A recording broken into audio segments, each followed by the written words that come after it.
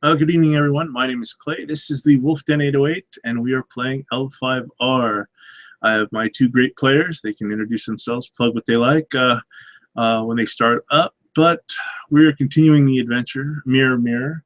We're in the second part, and the second arc of that part. Our adventurers have followed Kaga outside the wall. Nobody really knows that they're gone. They didn't cause a stir or anything, so there's no commotion or gossip happening now. They've made themselves outside the Kuni wall and are at a garbage heap at the moment. They found the trail of Kage, the daimyo of the Hiruma family, heading south. They're about a half day's way, and they're heading that way. With them is their Yojimbos and Yoko, a relative of Void Dragon. I will turn it over to you guys, and we'll start from there.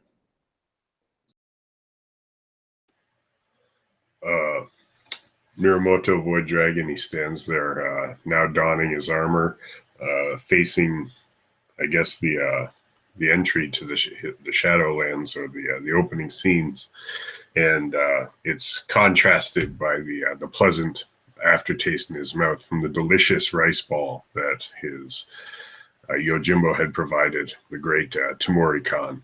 So he's savoring the final remnants of comfort that he's still able to experience before trudging out into this wasteland. And standing not too far nearby is Ide Kempachi, my unicorn, former Moto Bushi, now turned Scorpion Bushi, or Bayushi Bushi, who is currently fishing around in his pockets trying to find where he put that stupid piece of jade.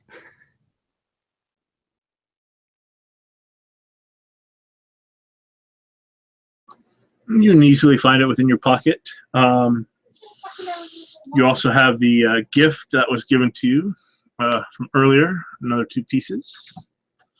And as you guys are watching again, the feel of the Shadowlands, you've never felt it before, comes upon you. Your body is itchy. The smell that's filling up your nose and the fog you see out in the distance is like burning plastic. Your body feels as if spray paint is covering it and not going away. And just like in the background that you see in my picture, that is kind of what you're viewing. The grass is dead but still growing. You see hillsides, and off to the distance, to the south, you see what appears to be a chasm, probably a good 20 minutes walk, and it stretches as far as the eye can see. And following the path of Kage, he traversed that far. And I suppose after surveying this vast scene of the growing of dead things and the withered plants, although they seem to thrive somehow, I would approach Miramoto Yoko, and I'd present in my hand one of the jade fingers that were in that gift box, and I'd ask her if you think it's wise, you might want to carry this for protection from a fouling in these lands.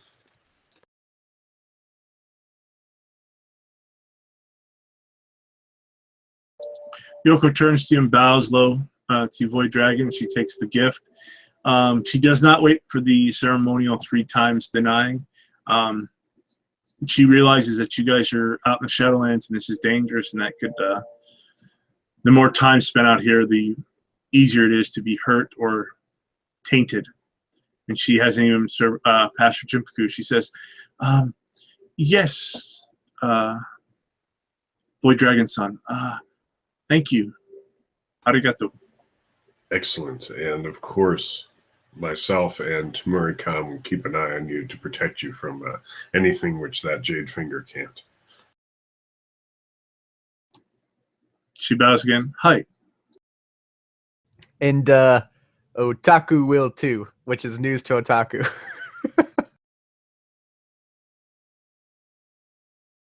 Again, you get that horse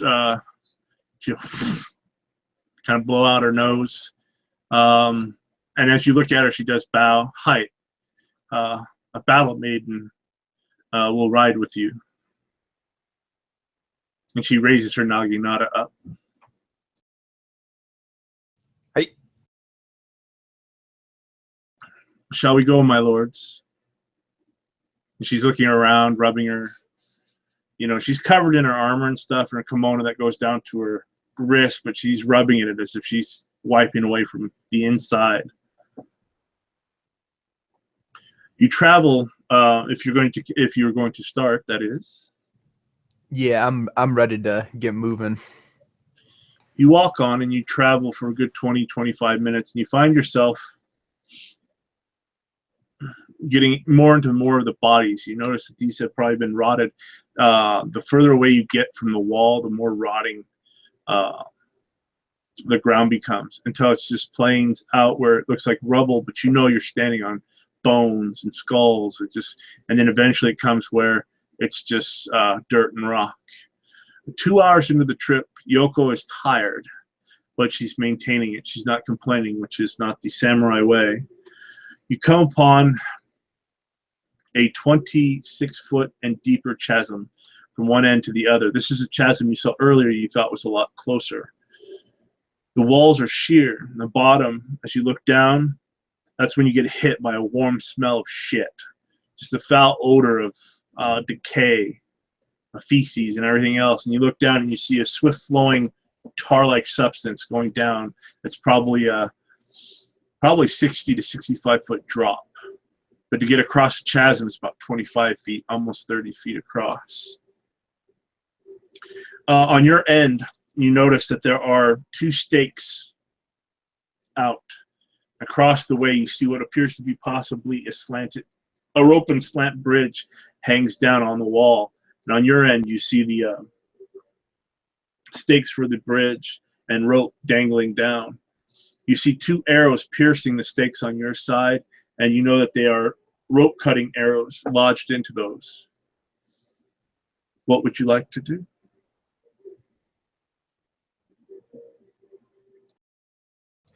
Now, the bridge on our side, rope cutting arrows lodged into them.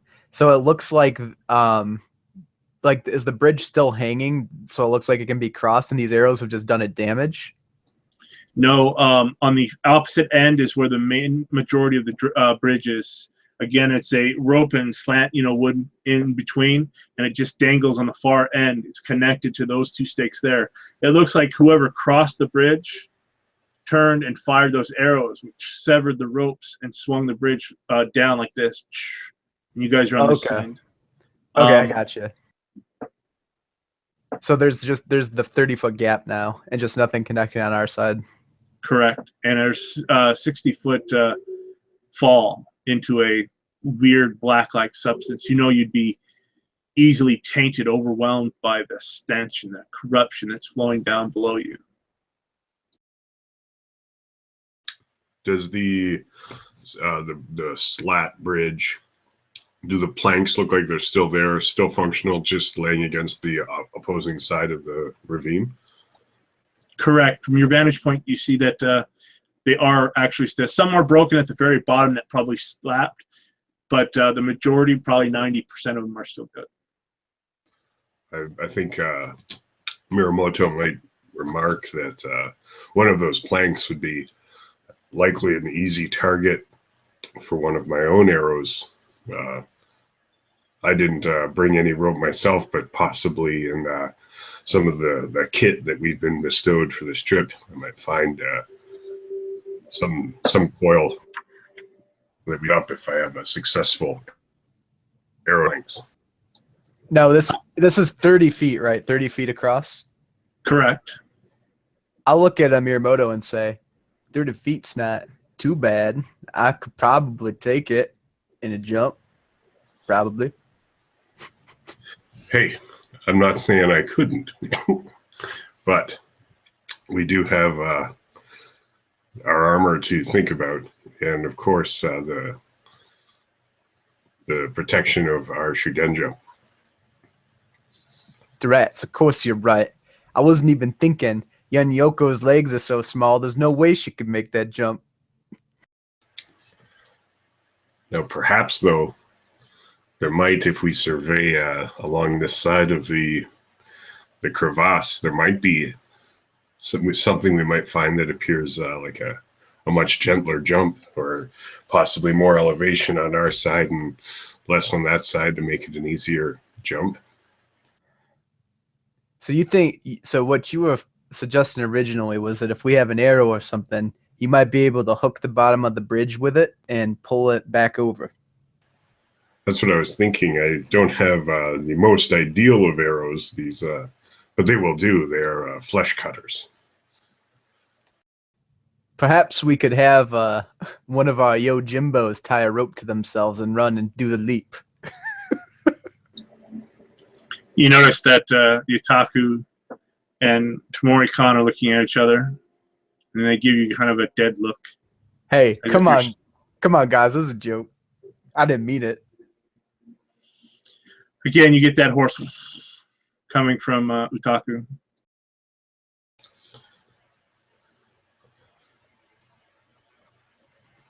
Well, I don't know. What's your fancy on this one, Miyamoto? Well, I will. I'll take a crack at making the shot work, and I'll turn to Tomori-kan, my Yojimbo, and I'll instruct him to find a sufficient coil, if one can be found amidst the gear we've brought, and I'll begin stringing my Yumi bow in preparation for attempting a shot as such. Okay, Tomori-kan kind of reads your thoughts, and he's already rummaging through the kit that he's carrying for you. Utaku still has her kit on her back that she's carrying for you, and Tomori-kan brings you over, and he assists you in your endeavor, so it won't take as much time. You know, he's going to help you latch the arrow and stuff, and he says, "My lord, I know you can do it." And he steps back after about 10 minutes pass by, getting all together, all your stuff. Him kind of threading out the stuff so he can get it around the arrow and stuff. Excellent. And even though I'm confident in my skills of the bow, I want to, I'll even aim a few planks up, I think, to hopefully if I miss the bottom one, it might drop short. I'll try to go for like center mass of a few planks here. Yeah, knowing that I'll have the extra load of the rope on this shot as well. Okay, go ahead and give me your archery. Okay.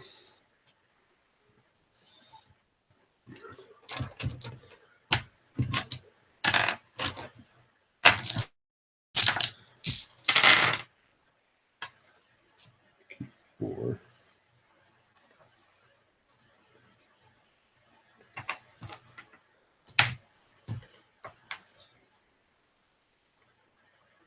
.44 is the shot altogether. One explosion.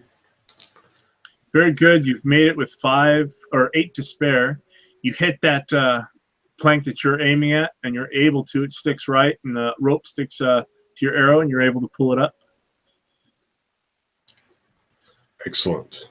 And as the shot rings true, and there's the reverb of the shaft striking the plank, I'll back away and begin unstringing my Yumi bow, and sort of gesture for Tomori-kan to begin hoisting the bridge section this way.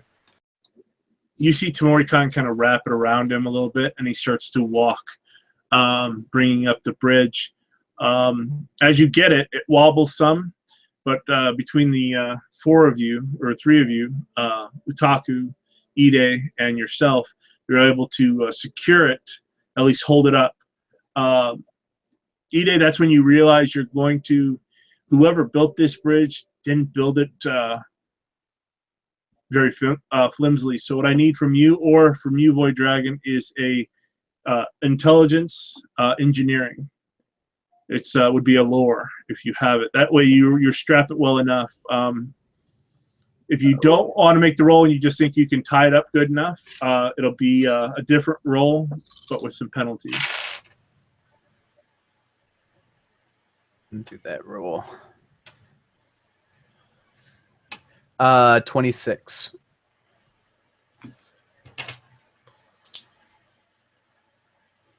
Okay. Void Dragon, are you going to make the roll? Or are you going to rely on Ide? Well, I think I would opt for the the simple approach, but I would, of course, before doing that, let the more prevalent mind try to handle this mechanical task. I'd be like working as co-anchor with. Okay, that'll work. As you're securing your end, Ide, you realize that the tying of this and how they had it, it was built to be cut like it was.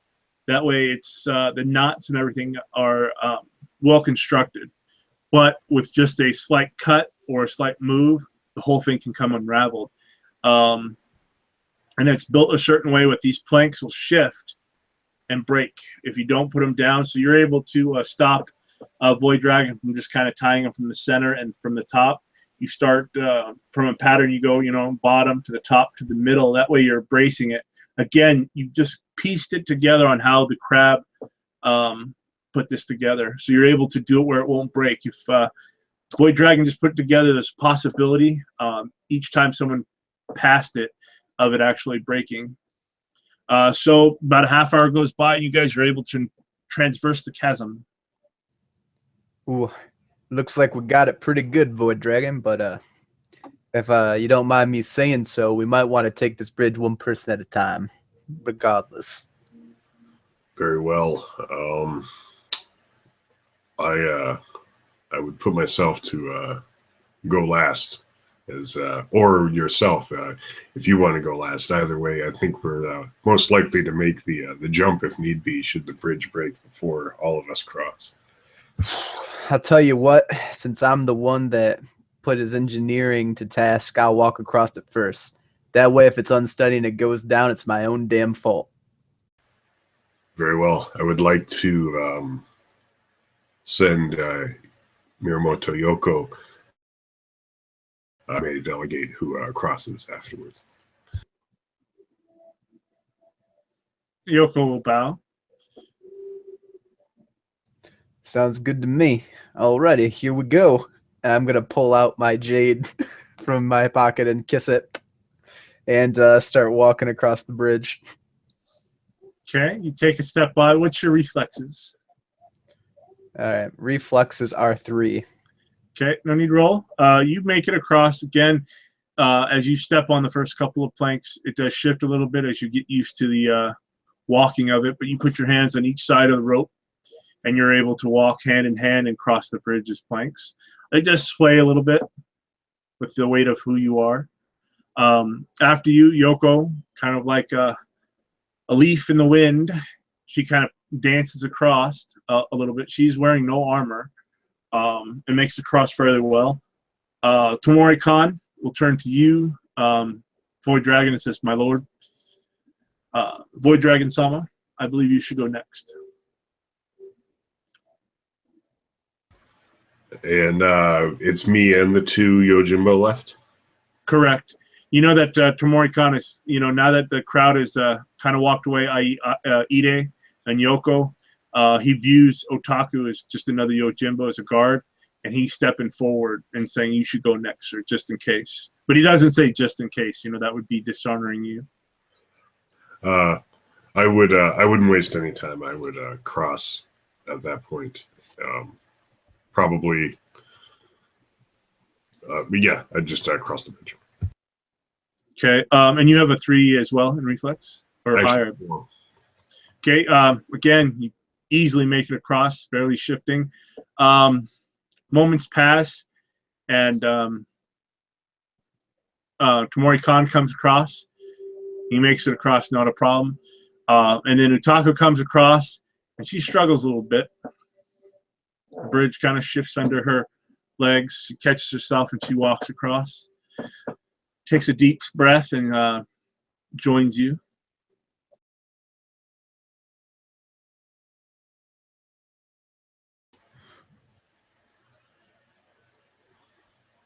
Well, I don't think we'll be cutting the bridge behind us, though. No, I don't think so. Well, and I'll turn and look down at Yoko, perhaps noticing that she's been a little taken out by this journey.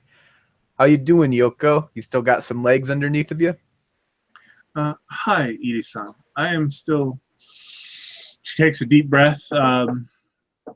Again, she's wearing her the kimono that she's allowed. She's an air Sekenja, as Void Dragon would know. Ide, you do not really know what she's practiced in, but her dress is built for movement, her kimono, and she says, "Yes, I can sustain further. We should hurry. I hear that nighttime in the Shadowlands is quite dangerous." Okay, well, if you do need to take a break, just let one of us know. Well, gotta rest. Hi. And as you guys have crested the chasm and you look kind of down, you're kind of going down at a small slope, and below you, you see what appears to be a leafless forest. Trees going probably for a good couple of miles out there. But it's leafless. The branches and everything growing up towards a sun that is not there. The sky is blood red with bluish and grayish clouds crossing it. Big patches of red. But it looks like these trees are their branches are kind of climbing towards what would be a sun of some sort, but you see none. And it looks rather eerie, but it covers kind of a good area. And you know of where you're traveling is he's further south. You'd have to transgress the forest to get to where he's at. From where your distance is, it would probably, if you try to skirt the forest, it would probably take you half a day. What if we try to go through the forest? He'd still be half a day ahead of you. You think you guys have made some really good time, but time is kind of distorted here in the Shadowlands. Well, look at that, Void Dragon. Those trees don't have no leaves. That's the best part of the tree, too. How you supposed to have a picnic with shade if there ain't no leaves? I would consider that quite worrisome if it were a picnic we were out to enjoy. But quite possibly the lack of leaves would be a benefit, even allowing the light through so that we might have our path illuminated for us. Maybe. Maybe that's right. I don't know, though. Something about those trees look hungry.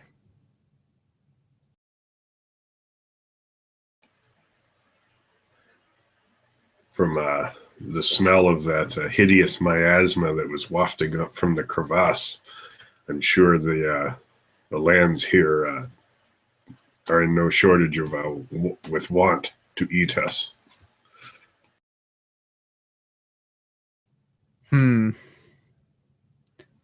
Well, should we push on?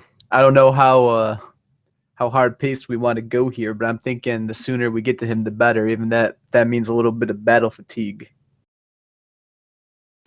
Agreed. Onward. Through the forest, I believe. Okay, a few minutes later, you're able to come down the small decline, and you find yourselves, which appears to be a forest. And as you get closer, the odd thing is the trees are upside down. It looks like the roots of the trees are actually what you thought were the branches reaching for the heavens, but it's actually roots. And you see on the bottom, we've all seen roots kind of climb in and out of the ground like worms and snakes, where the roots are actually above ground. You see that as well, and that's where you see the actual foliage of the trees. You see the tree leaves and branches, small little branches kind of poking out, and it covers the ground as you're walking. There are places in which you can step around, but it's very hard and in between. Hey, look at that. See? There's the foliage. But that would mean, are the trees upside down? Yes, very worrisome. Not anything I've seen before, and nothing I think I've heard or read about, although I've not heard or read much about the Shadowlands. Those with Shadowlands knowledge may roll it if they wish. Would that be lore? It is Shadowlands lore. Okay. Let's see. That's about the worst fucking roll I think I've ever seen. 4 1s and a 2. Just upside down trees. You really don't get anything out of it. You see Yoko kind of turns her head to the side and tries to think about it. And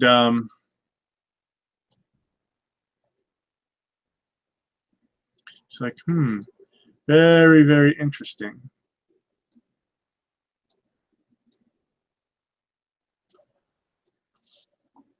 You should be very careful.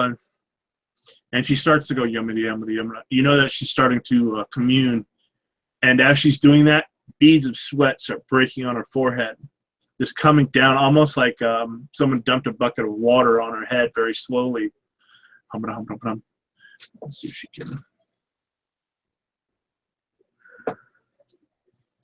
can. She'll turn to you and says, I sense hostile intent coming from the forest.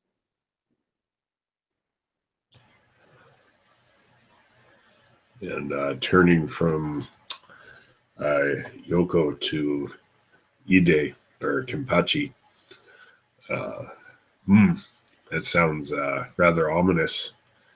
Do you think, in light of that, we might want to skirt the forest or continue and trudge onward? And you said it doesn't look like if we skirt the forest, like it'll cost us significant time, Clay. It'll be some more. Yeah, you know that if you're trying to get to them as quickly as possible, and you guys aren't really built for food out here, you didn't grab anything to eat, the quicker the better to get out here. And no samurai really skirts danger, but again, she's saying the entire forest seems to be hostile. But again, you notice that you feel hostility just being here the entire time you've been across the wall. Well, we should move carefully, stealthily if we can, says Yoko. The strategist in me says to take it slow and skirt the forest, but god damn it, the samurai in me says we should gun it to Kage and get him and get the hell out of here. Then we shall bifurcate the forest with ourselves. If the forest is hostile, we'll be hostile. And I'll draw my sword. Sounds good. So how are you guys entering the forest? Are you just walking through, watching what you're doing, that kind of stuff? I'll be vigilant, or as Miyamoto, but I won't go so far as to draw a weapon yet. I'll still remain, so I could either maybe draw a blade or draw a bow if need be, or go to someone's aid or grab some tools, whatnot. Kenpachi will say as he sees you keeping your sword sheathed, you know, one of the advantages to having a gaijin sword like this scimitar here, Void Dragon, is that you can't use Aijitsu with it.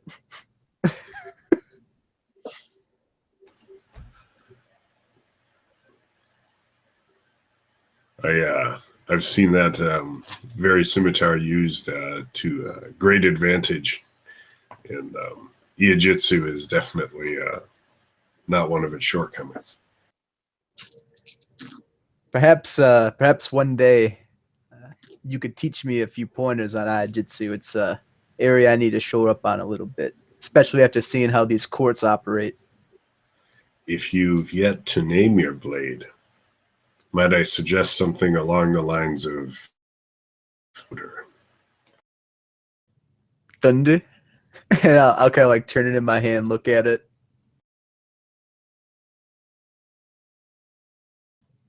Yeah, I think I like that, Void Dragon. I think I like that a lot.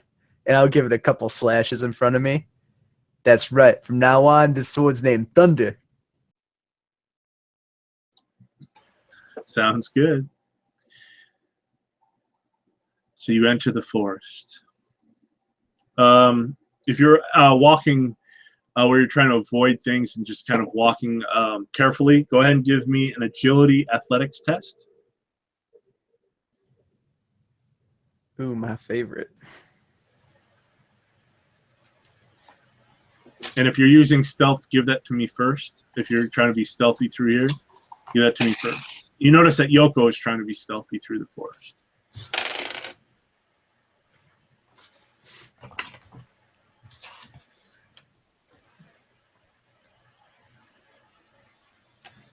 Four. My athletics was a 47. And I didn't stealth. You didn't stealth. Okay. Void Dragon? Just still adding it up, sorry. No, take your time. Take your time. No rush. 17. For the athletics roll. Yeah, athletics, agility. Okay, so with that, go ahead. We're going to go into initiative. So go ahead and everyone give me an initiative roll. And what we're going to do is there'll be an action, and then it'll go into that initial, i.e. you've done something, something happens, and then the initial take place. So Okay. go ahead and give me that, everybody.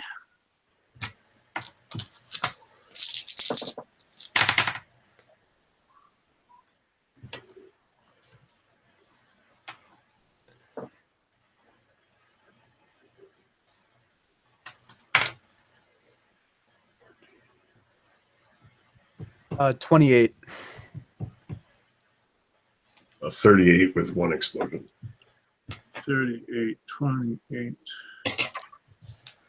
Okay. Just tell me what you'd like your Yojimbos to do until you guys have written them up. I'll just go with kind of a base of Utaku with some Yojimbo kind of sets of skills and a base for your dragon as well.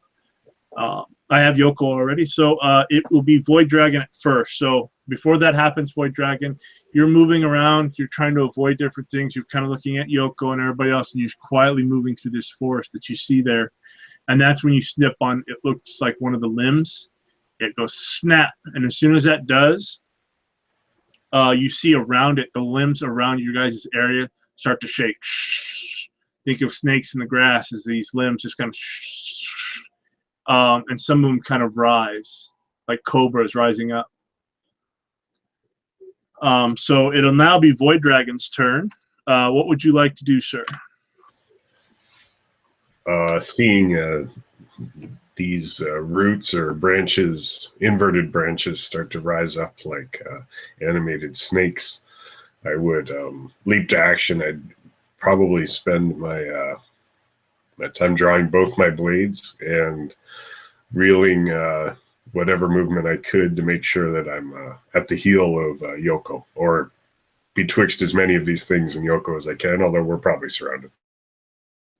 Yeah, you know you're surrounded, so I'll let you kind of rethink that. And what stance are you in, sir?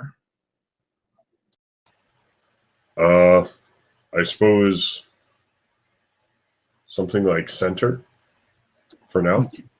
Sounds good. So when something should happen, you'll be able to respond if that is your wish.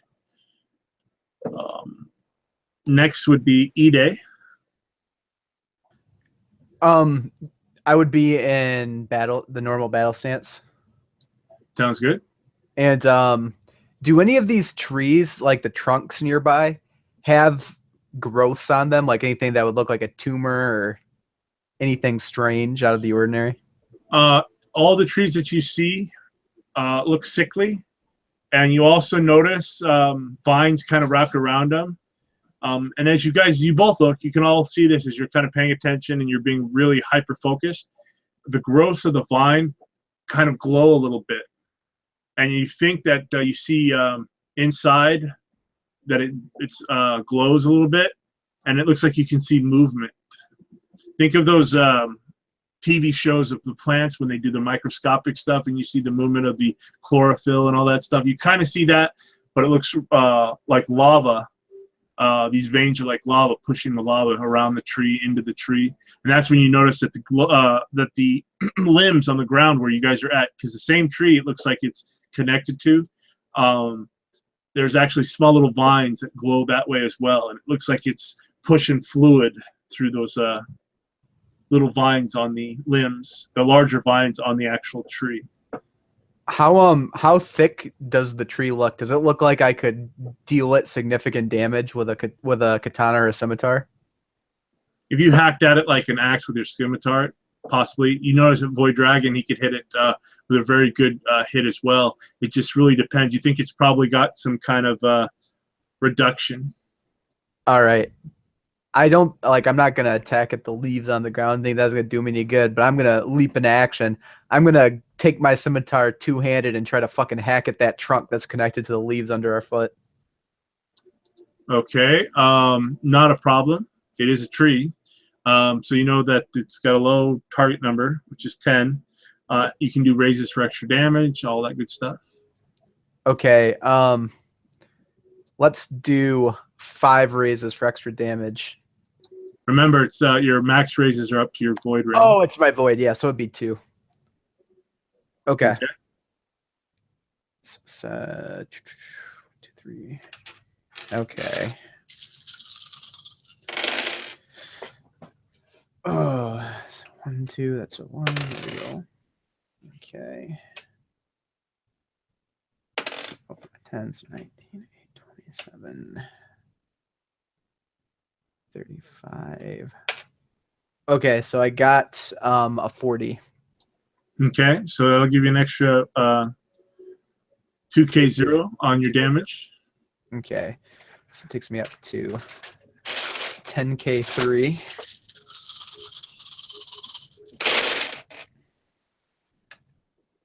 That's good. Oh, okay, so I got 3 explosions. So 16, 13, 20, and that one exploded again. 21, 16, 13, 29. So 50 damage. Oh, it's a beautiful hit. You just tear into this tree. Go ahead and describe it, and I'll describe what happens after. You haven't killed it, but you did a huge, Paul Bunyan swing. So that's one of the fucking great things about the scimitar being my Gaijin weapon. Like, I lunge forward, I grab it with both hands. So this is a fucking heavy hit, and just use the lever action on that scimitar and connect with the fat of the blade right in the soft flesh of that tree and just reel into it with my shoulder as hard as I can. And as you do that, and your blade connects with the trunk, kind of like flesh, bloated flesh, as you hit it, explodes where your blade enters, and almost like lava shooting out from a volcano coming at you. I need from you a agility weapon skills test. So what would the weapon skills test be? Just like whatever the skill is with my weapon? It's Kenjutsu. It'd be Kenjutsu, which you use for your saber. Okay. So it'd be my 7k4. Okay, I get to reroll that one.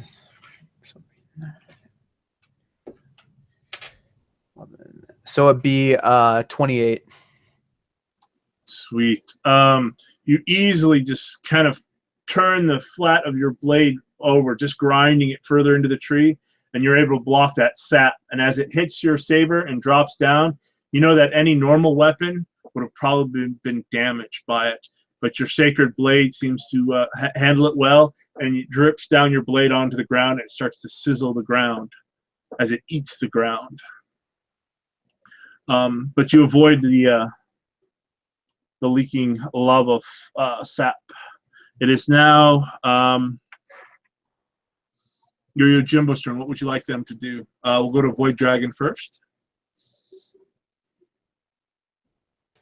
I think Tamori-Khan, his initial reaction would have been to strike at as many of the animated root-like branches as he could that were the closest to Yoko, as I believe that's sort of his modus operandi, is protecting her. But then if he saw, in doing that, if he saw a tremendous blow struck to a tree by Kenpachi, that might change his action in the future. But I think currently, he'd be swinging at the initial threat. Okay, so you see Tamori-Khan just kind of take small steps very quickly to get right up to Yoko. and he just quickly draws his weapon, almost like a ninjutsu swing, and he's going to try to sever the one that's about to attack her.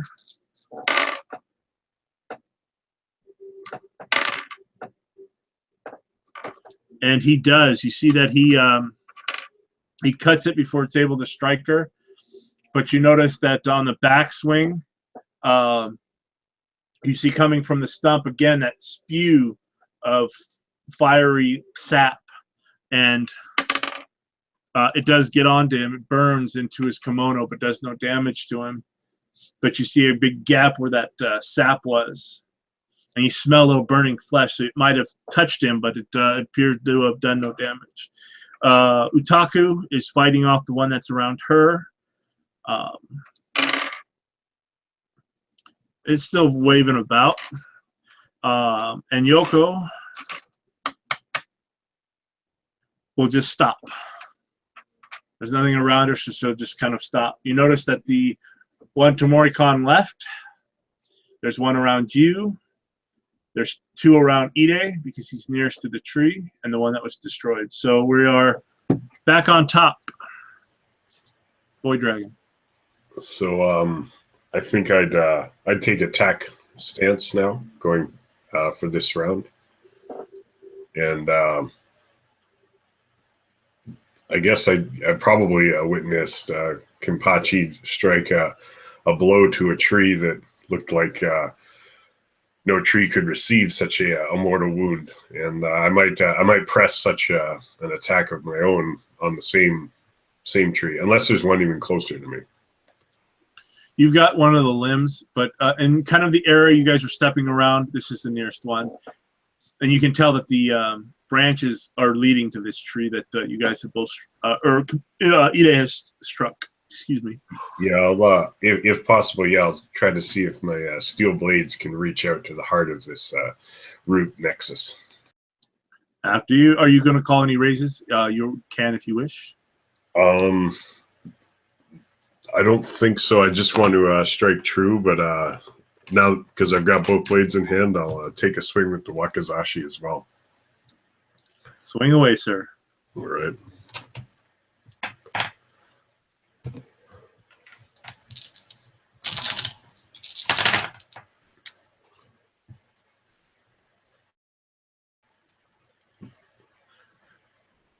You might want to do a Yojimbo while I add up these dice. Sorry.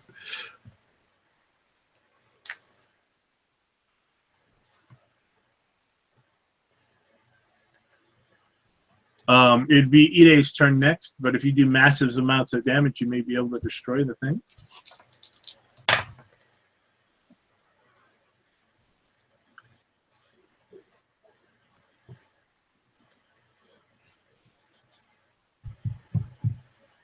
So 43 is what I got, but that's just a hit. Well, I guess that's sort of irrelevant. I only need more than 10, right? Yep, but you did a great swing. All right. And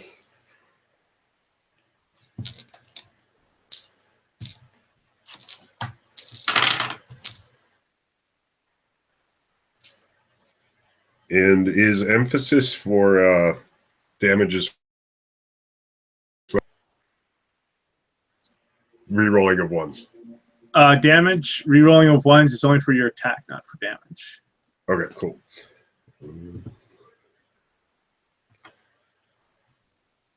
18 damage with the katana.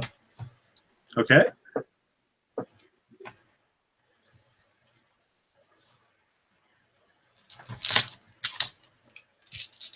But the wakizashi will slash out as well. And yeah, I've already got 16 on just 2 dice. So that probably hits the tree as well. It does. Cool. 5, keep 2 with the wakizashi. Unless I use a void. Keeping 2, a 9, and a 6. So 15 damage as the second blade comes through in a crossing the path of the last one. And I'm braced for the hot lava that's about to proceed this strike. So go ahead and give me Go ahead and give me that your agility weapon skill twice. All right.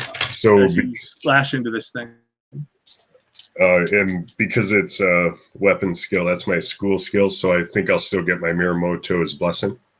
Yes, you will. Cool.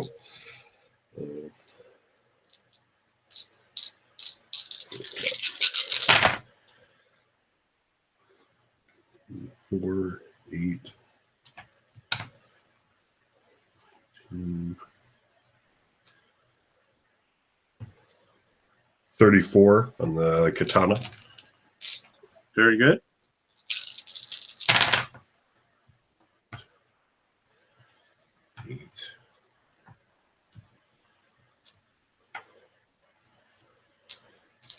Pretty good. 2 explosions on this one.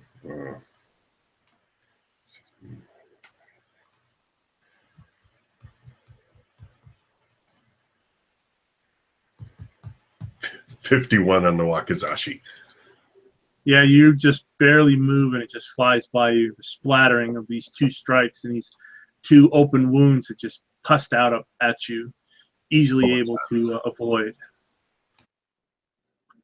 What are you going to do, Ide? I'm gonna attack the tree again. Sounds good.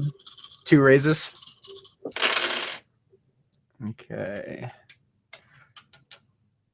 I don't think I need to. I'm gonna easily get that because that's what 10. Got her. Yeah, I'm over 40 already. Okay.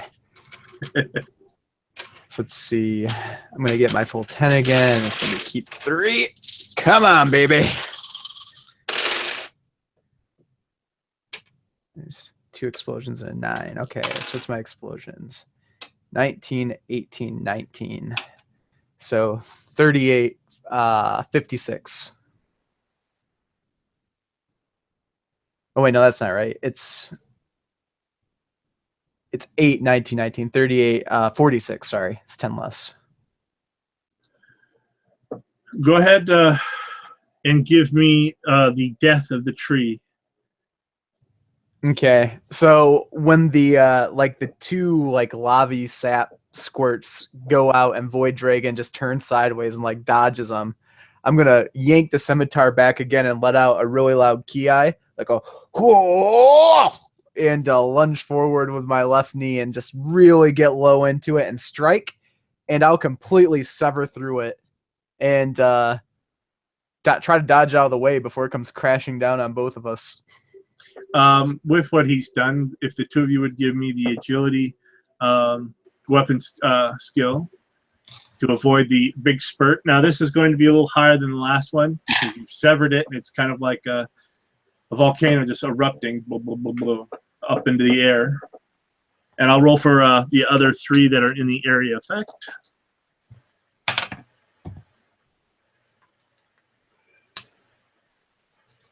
I'm going to use a luck point. Pretty good. 42 with 1 explosion.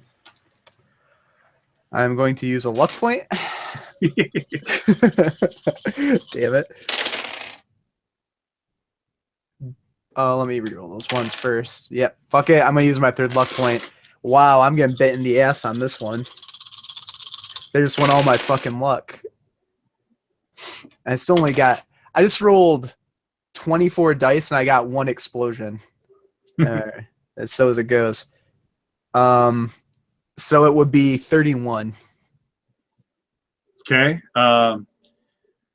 You see, as you sever it, the tree falls and the spewing of this lava-like substance sprouts out and just kind of like an umbrella upon you all. Void Dragon, I mean, you're fucking a Saiyan. You're just out of the way. No problem. Don't even blink an eye. Ide, you're able to sidestep back and get as it spews in the area. You kind of both kind of look back at your companions and you see Tamori Khan just kind of dodge out of the way. Yoko raises her arms up and she gets hit. And Utaku is able to bring up her weapon and just kind of get it out of the way.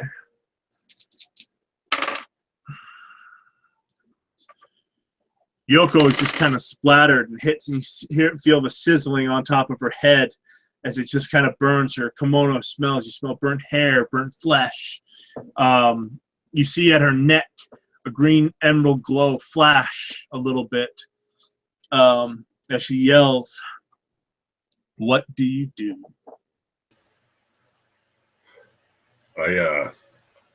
I'll sheath my blades, and I'll go to my personal pack, and I won't bother with trying to think of if there's any Shadowlands superstition as to whether or not I should do these actions. But I have a bottle of water. I'll just take that and I'll start dumping it on her, trying to contact this stuff that's splashed her, trying to wash it away. Very good. You put that on her, and she starts to whimper a little bit, and she no longer kind of screams like she did, and she's trying to gain her composure. And you were able to wash it off and kind of cleanse it. It's kind of stopped burning as it did its thing. You realize that she kind of had that jade that you gave her. She'd kind of bundled it up into, it looks like a silken string around her neck. And you notice that the very top of it, just kind of think of ink and green, clear water just swirling at the top. And it just right there at the top, just swirling a little bit and kind of gets a little hard. You notice that the crystal kind of just cracks, just very slightly. The jade cracks on the top a little bit, very little bit. Would the physical contact of helping someone up be looked down on? If not, I'd hold my hand out to help her up as I cork it's probably a clay bottle. I'm not sure. Yeah, you're able to do that, and you help her up. She accepts your help, and no, it's not dishonorable. She's not a Bushi, so if you did that to Morikon or somebody else that's of the Bushi class, then yeah, it could be depending on your station. But yeah, you help her up, no problem. And she thanks you. Thank you, Void Dragon Son. Oh yes, I will. I'll try to remain vigilant as I can while we are here in the Shadowlands, and even beyond that. I will stow the bottle, but it's now just an empty bottle. I have no more water on me. Sounds good. What are you doing, Ide? You've all realized that basically you're in a landmine, that if you touch any of the branches on the ground, those are the sensors of the trees. I will, I'm over there like doing some after kill kata, like throwing lava off the tip of my blade. I'll finally like sheath the scimitar and turn around and say, "Well, looks like we're gonna have to take this quite a bit slower." Yes, a keen eye to foot handling is in order here. Perhaps the less fleet of foot should follow and try to mimic the footsteps of the ones taking the lead. And my eyes will like pan between the three of you, and I'll look down at myself. I wonder then, who you think should lead?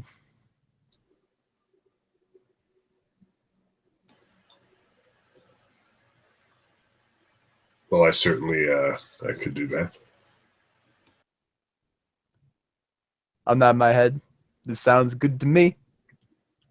Well, they all wait for you to lead, Boy Dragon. All right, and I will leave my blade sheathed, and I will focus my attention on trying to not step on these inverted branches or earthen branches, leaves and foliage as we lead on. Sounds good. So give me another agility athletics check. I'm going to give you a free raise towards it, so you can add that to your total score. Okay. The others, depending on how you do, the others that fall behind you, I will give them a free raise, depending on how you do.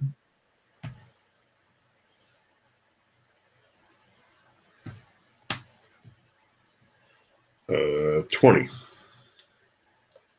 You're able to transgress, so you're able to make it a ways out. Go ahead, Ide-san. I will do the others. Oh, and that was 20 before the free raise. Sorry. 25 total, yeah? Yeah, sorry. Not a problem. You make it. Am I getting a free raise as well? Yes, you are. 22. All right, so with the free raise, it'd be a 35.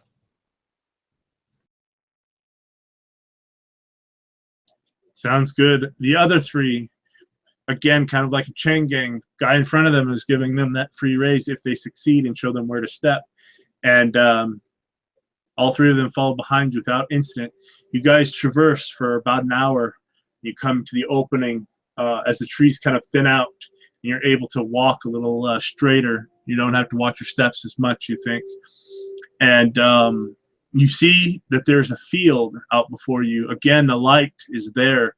It's dim because of the red sky with the bluish, grayish clouds filtering through. And you find yourselves what appears to be a field of flowers. If anyone has medicine, that they can roll if they wish. Oh, yeah. I'm rolling that shit for sure. 5K 4. Flowers. Correct. You find yourselves in a field of they're 8-foot tall flowers. Yeah, I don't want to roll anything on it, but I would, as Miramoto, take a good look at them and be contemplating how much of a contrast it would seem to everything we've seen thus far. Dead growing grass and these animated root trees, and then, flowers. Quite strange, keep an eye on them. I got this shit. I had one dice explode 3 times. I got 57. Okay. Almost at the same time as Yoko, you realize, and you kind of say it out loud under your breath, you say, opium. These are opium poppies. A huge, mutated opium field. They're 8 feet tall. Just out there. You think, you see what may have been at one time, someone had made a path. And you think the trail you're following, it's easily to follow. You notice broken trees and limbs within the forest. You're now following this path. You see a path in the opium field. But this is opium. You're in a poppy field. Opium. Well, not that I know from abuse or anything, but plants that size, we might want to cover our mouths when we walk through. Very well, and I'll tighten the mempo for my Emerald Magistrate armor. Okay. With that, I will give you a free raise as you traverse the poppy fields. And as you walk through, your armor is taking a lot of it, but you notice about 5 minutes in, you kind of look at your kimono that's exposed at certain places, and it looks like it was gnawed on. That's when you look around. You notice along the petals are gray teeth, human teeth. And as you kind of walk through it, and you push through the poppy fields and everything, even though you're kind of following, you think Kaga's trail, you're still close enough that it's just touching you. You can't help but touch it as you move it out of your way. And you see human teeth built into the poppy. I need from everyone a willpower check or test, please. And I will give you a free raise because you're wearing your mempos over or cloth. Cool. I actually had a shiver run down my spine when you said the leaves had teeth. Yeah, that's pretty scary. I got a 9 on that willpower. Mine's a 10. Okay. I'm going to let you guys roll your 2 companions because you're going to choose their fate. Go ahead. They have basic willpower. By the way, I guess it was 15 with the free raise, but... Okay. Mine too. Jeez. So I had 14 at the free raise. So go ahead. They have basic willpower unless you had increased it. They probably just have 2 each. Yeah, Does theirs explode, Clay? Yes, willpower. Raw checks do explode. She got a 21 for Otaku. Okay. What did... Tomori got an 8 unless he tightened his mempo as well. I need to have a... He followed, so it'd be 13? Yeah. Okay. I love this. Okay. I'll roll for Yoko. I'll roll for her. Oh, I guess Otaku had a 26 if she too got the free raise. Okay. Yeah, they've been screwed. What's your marching order? How are you guys traversing this? Are you guys going like shoulder to shoulder? Are you going, follow the leader? How are you guys going through the field? Follow the leader. Oh, yeah. And are you still leading there, Void Dragon? I think I probably would be. Okay. Yeah. You're marching along. You're doing your thing. How you stand. And all of a sudden, your eyes just get really freaking heavy. Just, oh, man. And you're going down, but your training kicks in and you keep walking. Behind you is who? That'd be me. Okay. You'll be unwilling to help him as you're trudging along. Your eyes just get heavy. And you're moping and you're seeing, and all of a sudden, in front of you, instead of Void Dragon, is your dad. And your just eyes are getting heavy, and you're getting that just high feeling. You're feeling pretty good. And you stumble a little bit. Yeah, I'm sure I'd walk right to him. Is this I have abused opium before. Is this like is this an opium high? Yeah, it's a twisted opium high. So in front you see Void Dragon. He's moving along. Void Dragon, you're getting tired, but you're training everything. You're going forward. You're moving forward, but you're getting tired. You're starting to slow down a little bit. Again, Poppy Field's 8 feet tall, and you can't really see what's in front of you except for some of the trail that's been made, but some of the growth has moved and shifted. The wind blows it into the breeze a little bit. Behind you is Ide. And Ide, you're walking, and you're getting that feeling, because you were able to identify as Poppy, you think you may be getting high, and you weren't able to resist it. And then all of a sudden, close your eyes, open again. There's your dad walking in front of you. And I just blink through my mask unwittingly and say, "Tomo, what are you doing here? We don't have tea till noon." And I stumble and almost fall into one of the mushrooms. Who's next? Would that be Yoko or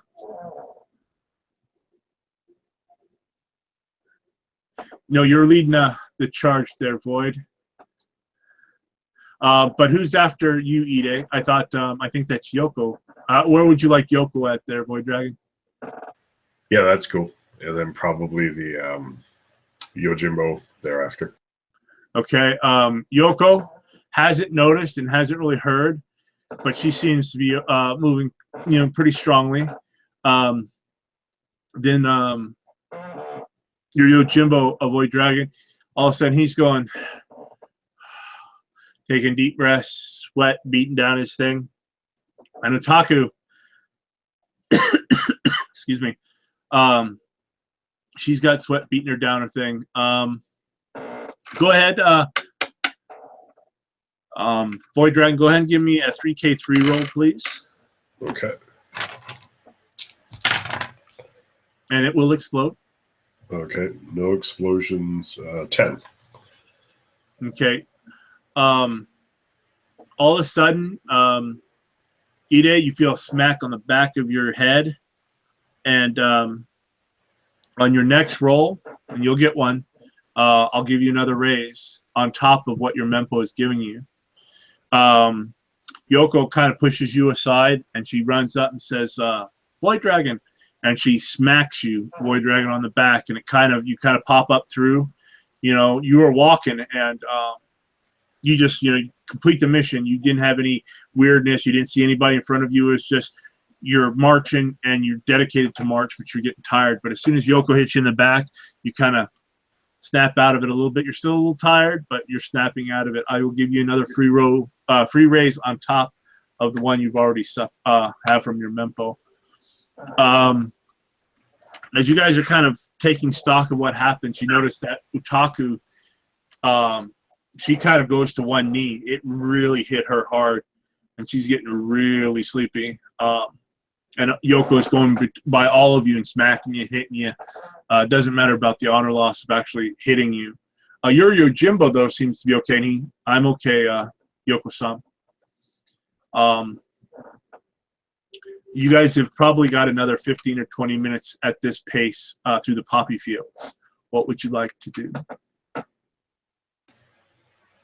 I think Miyamoto would like to continue on, and if he's able to, he wouldn't devote himself so much to being vigilant of the path he's treading and the path ahead, but more keeping an eye on his companions now after seeing how trying this opium effect or these psychotropic effects are.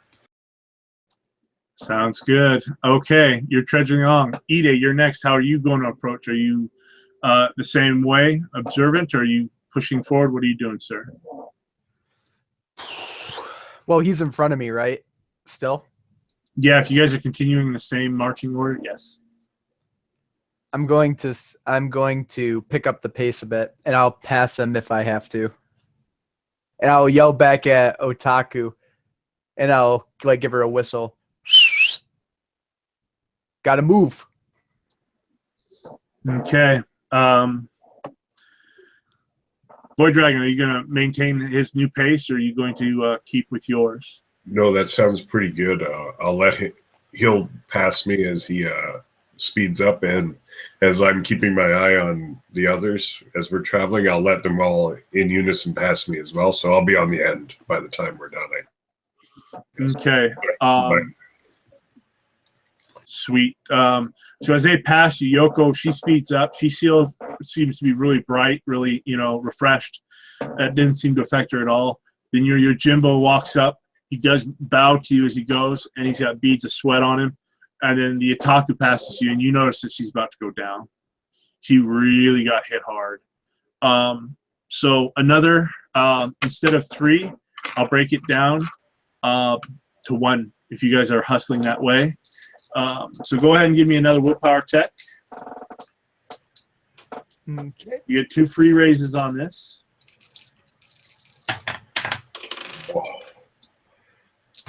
Real bad. 4 before the free raises, so I guess 14. With my 2 free raises at 22. Okay, so you've made it. Void Dragon, you do not make it. Go ahead and give me the rolls for your Yojimbos, and I've got Yoko here. Well, I actually rolled worse. I rolled a 3 for, but if he gets 2 free raises, I don't know, for Tamori-kan. 3 before any raises. Okay. So that's 13. What did Otaku get? She's freaking stealing all my explosions. Does she get the 2 free raises also? Yes, she does. She gets 17 plus the 2, so 27. Okay, she's good. As you guys are walking through, the new marching order that I have is Ide, you're in front, Void Dragon, you're in the rear. So what I need is, as you guys are moving through, Ide, give me a perception check, investigation if you have it. Void Dragon, don't worry about it. Tamori-kan, don't worry about it. But I need one from, and I also need one from your girl. I'll roll her. 19, 3. So I got a 26 for the investigation. Okay, your investigation is you're able to hear, you hear a boom, boom, rustling of broken plants. As you turn back, you see Yoko. She's walking right behind you. She goes right abreast to you. What's going on? And you notice your girl is walking. She didn't get it either. But behind them, you see Tamori-kan kind of just fall forward. And then right behind him, you see Void Dragon kind of fall backwards.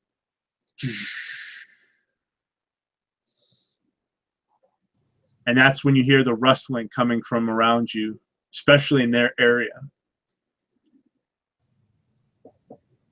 I'll draw my weapon and say, Otaku, quickly, close in around the fallen.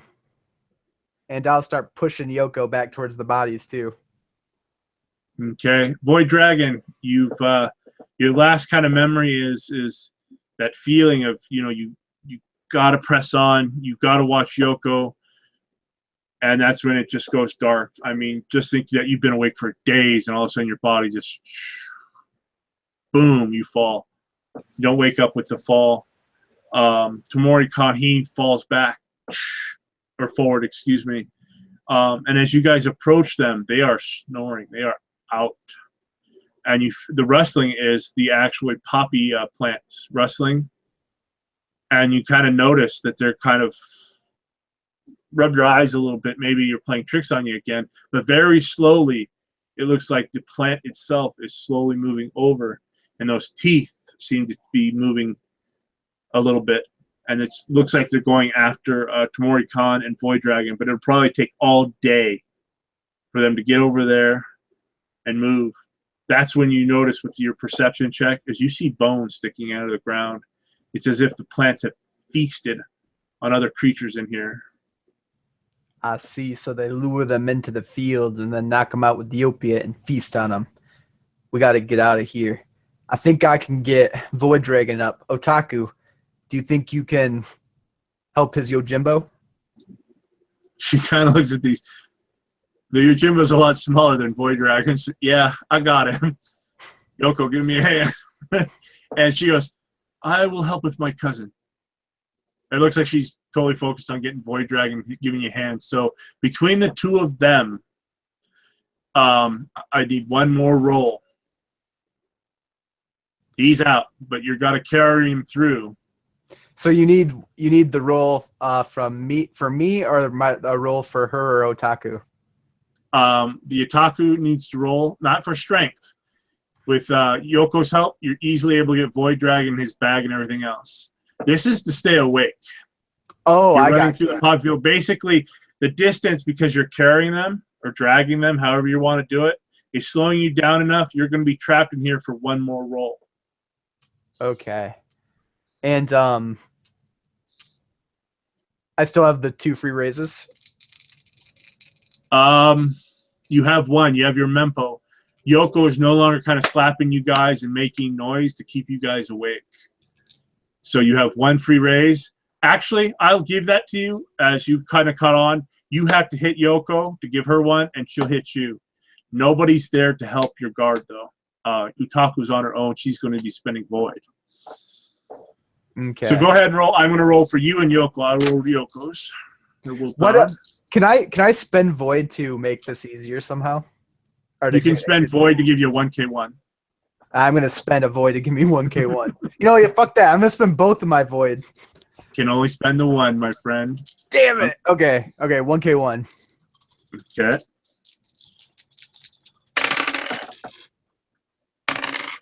Ooh, yeah, explosion at least. So with the 2 free raises, it would be a 37. You make it. Yoko is standing on there, but she's getting a little tired, but she's able to take her inner strength and push forward as you guys both clear the poppy fields together on a burst of speed. Are you guys carrying or dragging Void Dragon? Kind of like I'm thinking we have him arms over our shoulders, kind of like dragging his feet, but pulling him that way. Okay, you're picking more of the slack up because she's not as strong as you, but she's giving her best. She doesn't quit, and you're able to get him out. Now what I need from you is a 3K3. This is for Otaku and Tamori Khan. Okay, come on, man. So 9, 8, and a 6. So 17, 23, 33. I guess if she gets. Oh, she doesn't. She only gets 1 raise. She only gets the 1. So it would be 28. Ooh, she escapes. You see, she kind of just grabs him by the waist. He's got his head on her shoulder. She attached his helm onto her belt, and she just grabbed him kind of in a bear hug and started walking backwards as quickly as she could. And then she comes bursting through, and she just falls back with him kind of on her. And it takes her some time, but she rolls him off. And she just lays there on her back, breathing heavily, sweat just glistening. She's got bite marks and everything else. You think she may have fallen a few times with him because of just the bulk of all his armor and everything. And she's been cut up a little bit, but she's just laying there breathing. And you notice that the edge of the poppy field slowly starts to crawl towards her. You think that they're going because she's a living heat source. And just very slowly, I mean, you just, little roots here start popping out, crawling over. She kind of notices that. It takes time. They won't get to her before she can get up and walk over to you, but she is exhausted. How are you feeling, Otaku? She just breathes. Let's get the hell out of this place after getting Kaga. This sucks. And she's just breathing really heavy. I'll give her like a nod. Thanks for saving his Yojimbo. I did not want to disappoint your friend. Yeah, and the Yojimbo snoring, you got Void Dragon, you still holding him up, and you hear he's out of it. He's blissfully sleeping. Now, go ahead. I was gonna say medicinally, since I do have some medicine knowledge, can I make a check to try to figure out a way to maybe rouse them?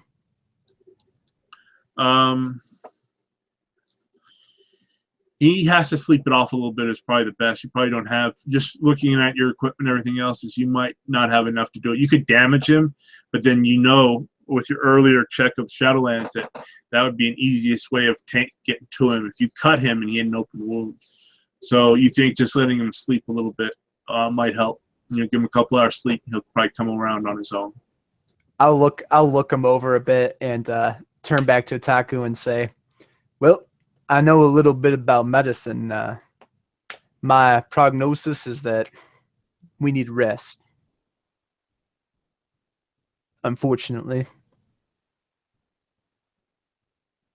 Otaku looks, and that's kind of, you know, night is starting to set in. You know, that redness is starting to go a little darker and darker and darker.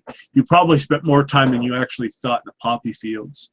You know, you are all affected to a certain way, though you think Yoko wasn't affected at all. And you find yourself in a swampy kind of area, and you smell it. It smells a little acidic. And it's a boggish area, you know, swampish, boggish area. And off to the side, probably a good 20 or 30 feet is you see kind of uphill. You see a very flat area of stone, rocks. And you also see a cliff a little further back behind that little flat outcropping, and a cave, opening of a cave mouth. You can't see past that, but that's what you see. But it's gotten darker, not pitch black. There's no sun or no moon, no stars. What would you like to do? What would my Shadowlands lore tell me about going into a cave in the Shadowlands? Would that be like just incredibly stupid? Go ahead and give me a roll. Okay. This would be 5K for it. 2. Oh man, that's fucking sick. 66, the number of the beast, baby. I'll give you a little more information. As you're kind of scouting this area that you're in, you're smelling it, your knowledge is starting to come back. You know, the sages that you've talked to, books that you've read, scrolls that you've scanned through, you notice that this area is really bad. And you're kind of looking around, you kind of bend over or bend down to kind of look. You know, you're just hopping a squat, not touching the ground. And that's when you notice that there are things swimming in the bog. And that's when it comes, he says, there are leeches in that bog water. And that bog water is strong enough to eat through, or those leeches are strong enough to eat through unicorn boots. And the water might eat through our cloth, our kimonos. Wouldn't be very advisable. And that's when you scan up and you see that flat area. And that, for a moment, is really inviting. The flat area is probably the best. You'd be able to set up something to stay dry and clean, but you'd have to walk through the bog to get there. You know that the cave, you've heard, you know, old crab sages, old crab texts saying that the crab know it's never a good idea to go into a cave in the Shadowlands. Frequently, no one really ever comes out.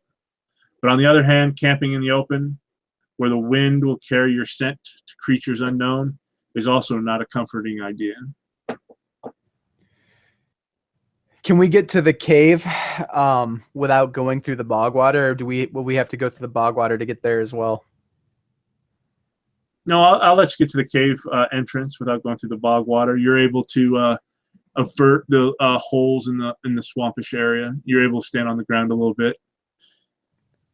Okay, so I'll tell Otaku and Yoko. All right, we got to get them up and get moving. We really only have two choices here: the flatland up there or the cave. Unfortunately, both of them stink. However, to get to that flatland, we'd have to go through that water, and that thing is full of leeches. So I think we're going with the cave.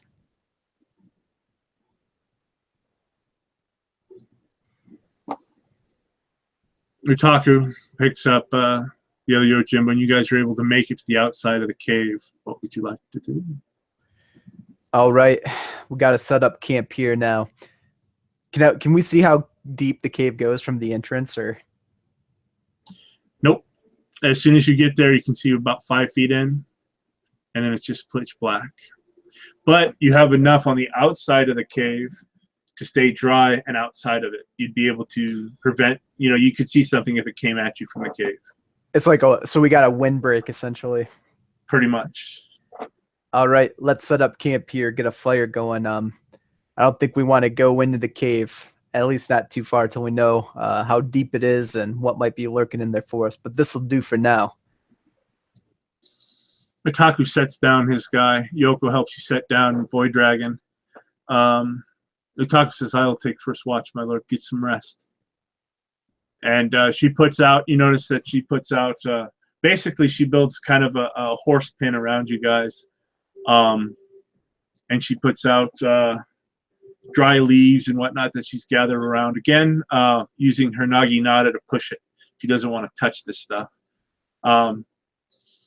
She'll pull out kind of a small Tommy mat that you can lay on. Void Dragon can lay on one. I mean, it's in your kit. So you guys got a really small one, so you're not touching the actual ground.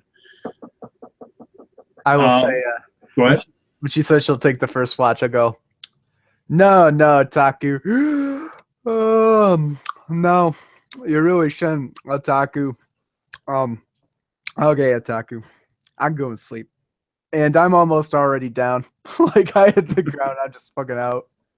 Okay. And the last thing you remember is Utaku is talking with Yoko about the different things.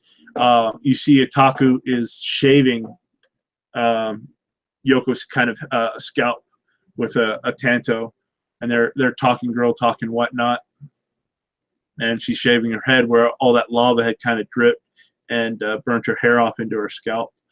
Go ahead, Void Dragon, give me a D10, please. Okay. Oh, I rolled a 1.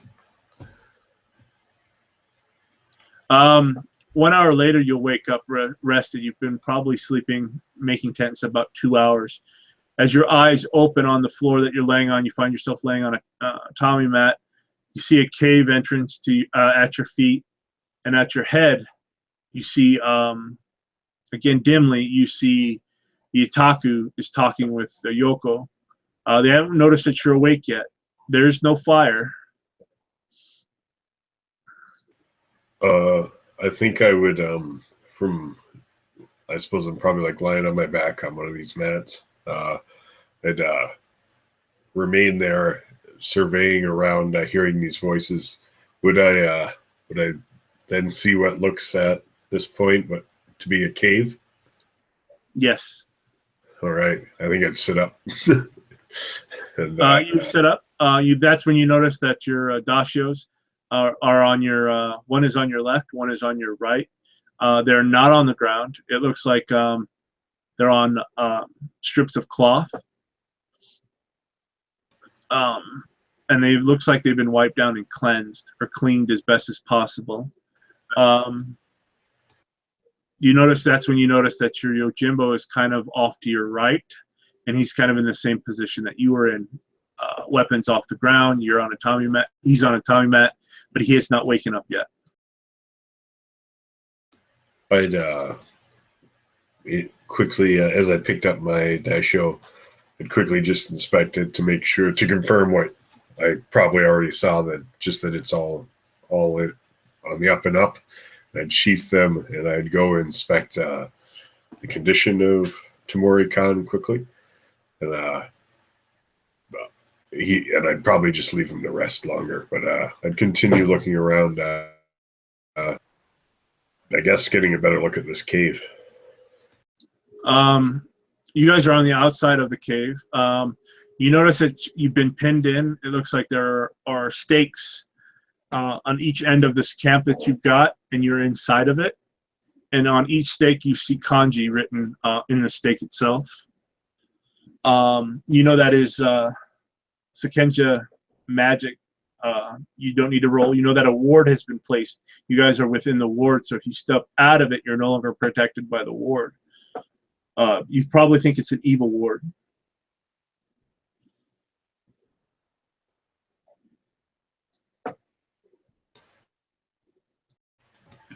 I think I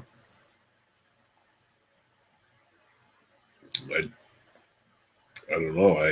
I'd just observe it. I'd try to place it in my mind so that if I see it again, I might be able to match it.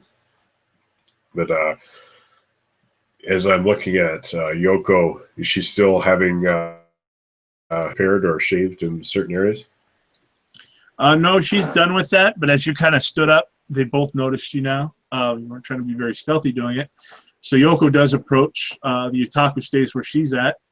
Yoko bows low, and that's when you notice that her scalp has been shaved. Her hair has been shaved off, and you kind of see a small scar, a splotch mark of where that acid, that lava had burnt her flesh. And she bows low. Void Dragon Son, I'm glad that you have awakened. Oh, and I'd return the greeting in kind, and also remark about being glad to have returned and arisen, and let her know that I'm sure Tamori Khan, he'll be upright soon enough. And I'd ask her, like, what's the situation? How long ago was that poppy field? A few hours. You and Tamori Khan, it had affected you. We had to carry you here. Ide-san and myself brought you, and Utaku brought Tamori Khan. She explains everything that's happened. You guys traveled a little while. You were kind of in a boggish, swampish area. You can smell the acidity of the area. She then tells you that I had placed an evil ward around here. And as she says that, green light flares up. Think of the Congo movie when the gorillas attack. But the entire ward where you saw the fence line of the horse fence line, of your area, and evil ward just starts shooting off green flares around the area. You notice the rope and the stakes glow brightly. The kanji flares to light. You'll be able to respond this round along with Utaku and Yoko.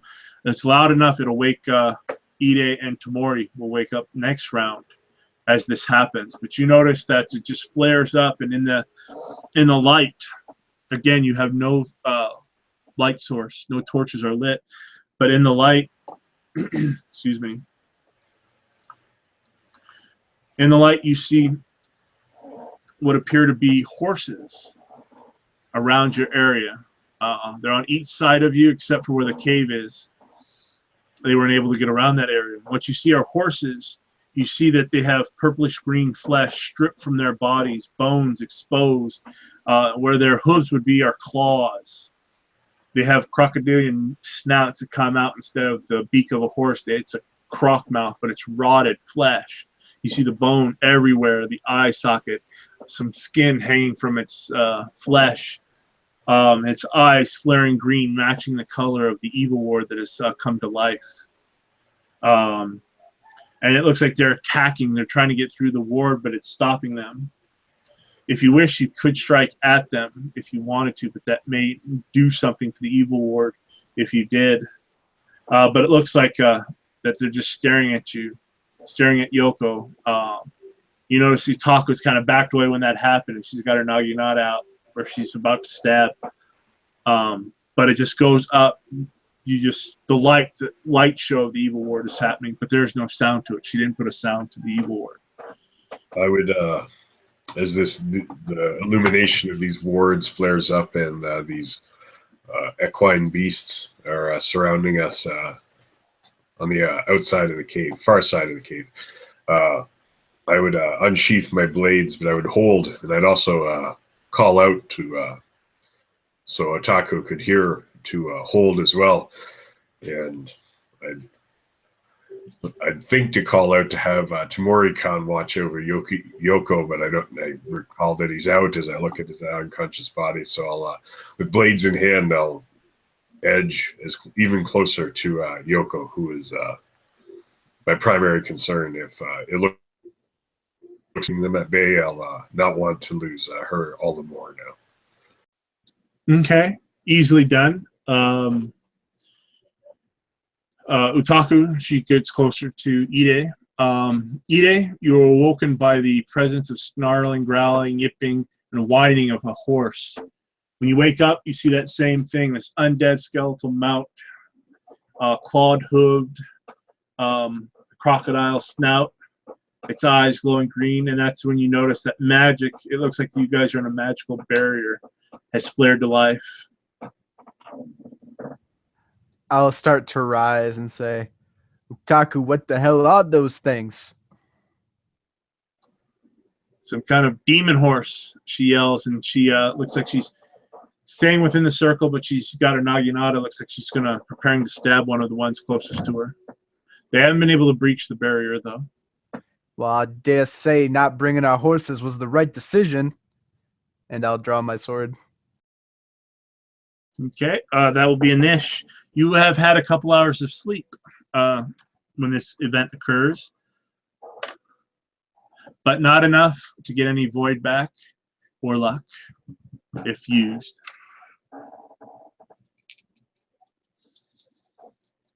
Okay. Okay, so initiative. Initiative.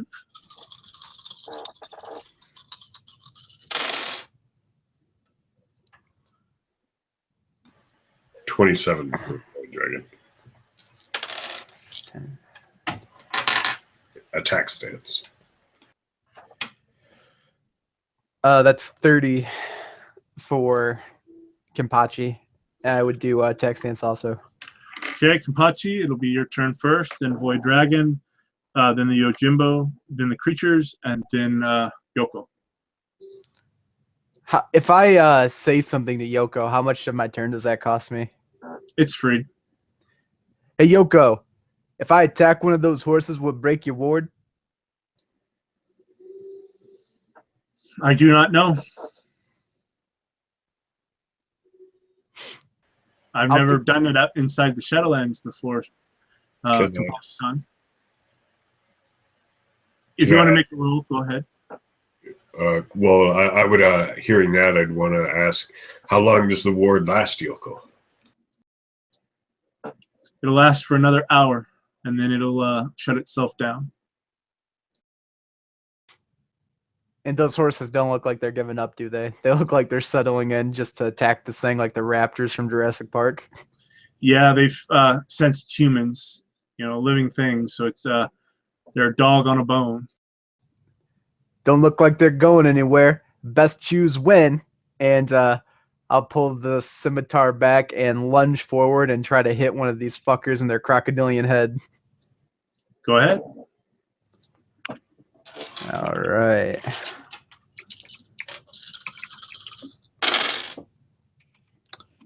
Oh, that's underwhelming.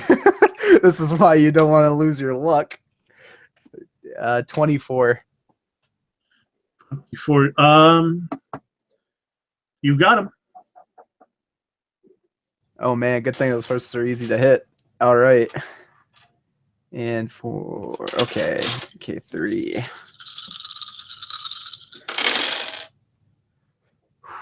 One explosion. 11. 18. 23 points of damage. Okay, 23. Not a problem. You smash one and it backs off for a little bit into the darkness, but you can still see its glowing eyes. It is now Void Dragon's turn.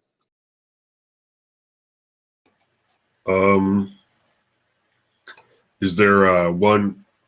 Would that the one that was just struck? Is that the closest one to me? Because I think I'd rather go to the closest one, trying to not put it too much distance between me and Yoko. There's one next to you and Yoko on your side. Kampachi, you guys were all on the opposite end of Kampachi. So think of a square, and the bottom of the square is where the cave mouth is. Kampachi attacked the north end. You guys are more on the east end. So you'd be on the right side. There's one there as well. You can easily strike without moving. Yeah, I'll throw myself, my blades at that one and attack with the katana and the wakizashi. Sounds good.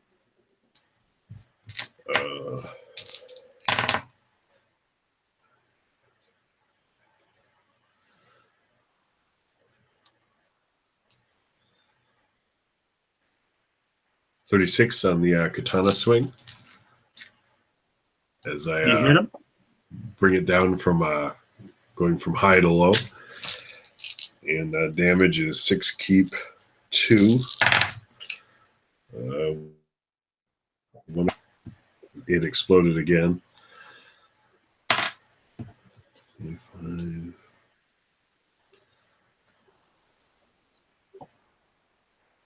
34 damage as the katana slashes through. Okay, that's when you guys kind of realize a little bit of that damage, very tiny bit, didn't go through because of its undead nature. But 90% of it went through, 95%.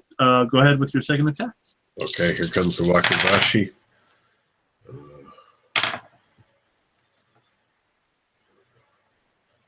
Not quite as good here. 6.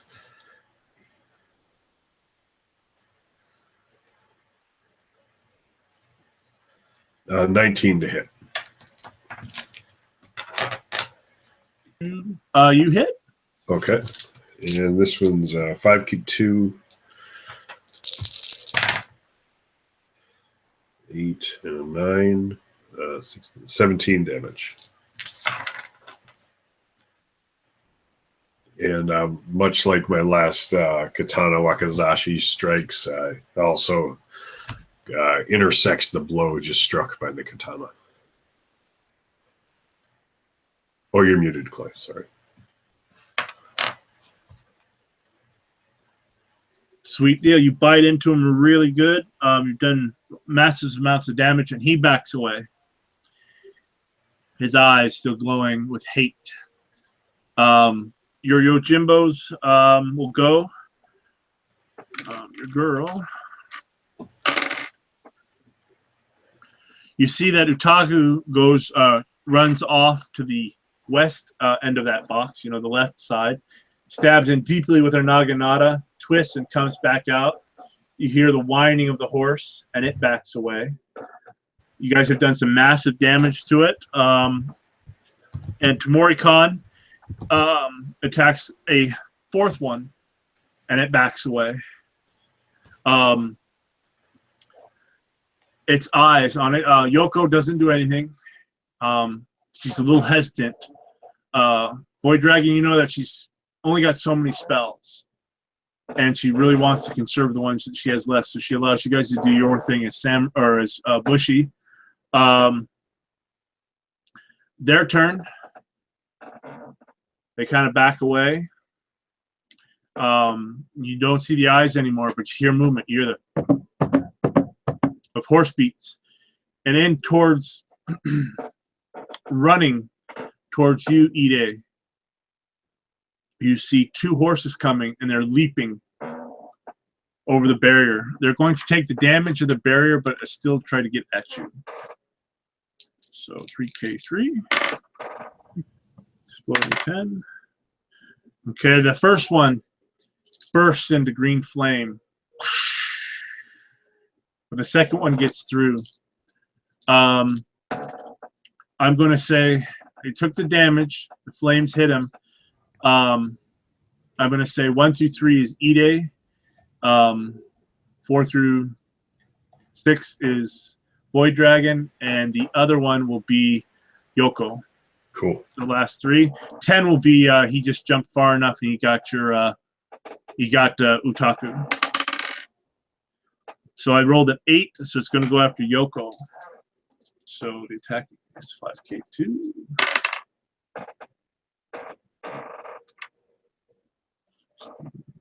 $25. Yoko's going to beat this shit. So it's going to bite at her. Succeeding. You see Yoko just get bitten right in the shoulder and the arm, and it just tears flesh from her. Yoko cries out, falls, and the beast is just glowing green. Its entire body looks like it's being attacked, but it's not doing any more damage this round. Another one leaps inside, bursting into flames, and its partner leaping with you lands, and it lands right next to Ide, but is disoriented and hasn't attacked. It is now on top Ide. There are 2 creatures. You know, Void Dragon is nearest to Yoko, and there's one facing you. All right, I'll attack the one next to me then. Okay. Okay.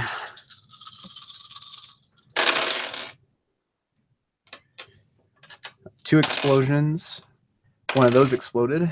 23, 17, 40, and 47. 53. Okay. Now that you've hit it again for the second time, you've learned what its TN is. It's 15. Go ahead and do your damage. All right. That's right. 8k3. 1, 2. Oh, baby. 3. So 16, 16, 32 plus 13. 45. 45 points of damage. Okay. You're able to bring it down. You notice that it is still alive, but you notice its body's being eaten by the ward. The ward has been pushed and tested. It's still on, but it looks like it might be slowly collapsing soon. But you're able to dispatch it however you see fit. So when it jumps through and catches flame and lands next to me stunned, I have my back to it, and it does like the classic anime style where it like shows my eyes with the beast behind me at a close-up, and then the camera shows my back, and I wheel around and chop down and just take its head off. Beautiful. Void Dragon, is your turn, and you see Yoko being bitten in that shoulder by this big maw. Oh yeah, I'll try to reach out with my katana and wakizashi to relieve the grip. Go ahead, sir. All right.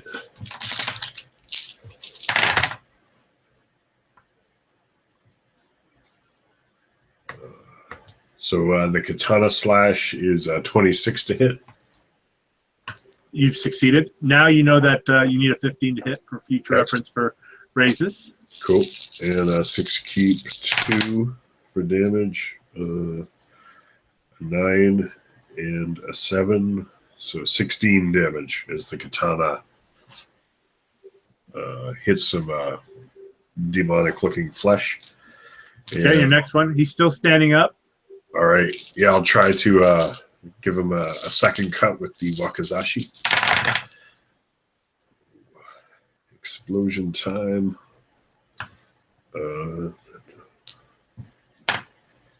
That goes to a 40 with the wakizashi to hit. Okay. And 5 keep 2 for damage. 1 explosion. 13 and a 9. 19, 20. 22 damage with the wakizashi. Snick. Go ahead and give me its death kill. Oh yeah, as the smaller blade cuts deep, it isn't a smooth stroke through this fetid flesh. It clinks and jolts a few times as it contacts bone, but ultimately cuts all the way through, and the dead flesh falls away. Beautiful. And on that, there are no more enemies in which your Yojimbo can attack. But you hear yipping and hoarse coming from a distance that you can't see. Again, it is dark. You see black shapes moving about, and you hear the hoofs, the clawed hooves, kind of ride off. That's when Yoko, oh, as she clutches her arm. That's when you also see the green glow coming from her chest, and now you notice that almost 3/4 of the jade finger that she has is covered in inky blackness, cracking where the black is most solid.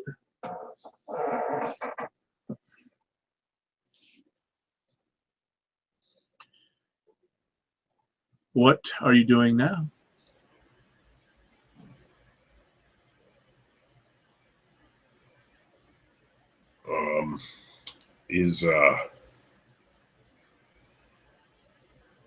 I suppose I had inspect my blades. Are they covered in this morbid affluence from these beasts, or were they more ethereal, or they definitely had a physical?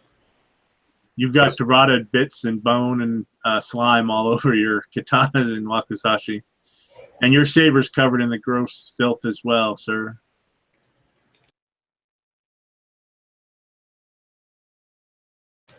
I think for now I'll just keep them in hand and not sheath them or anything.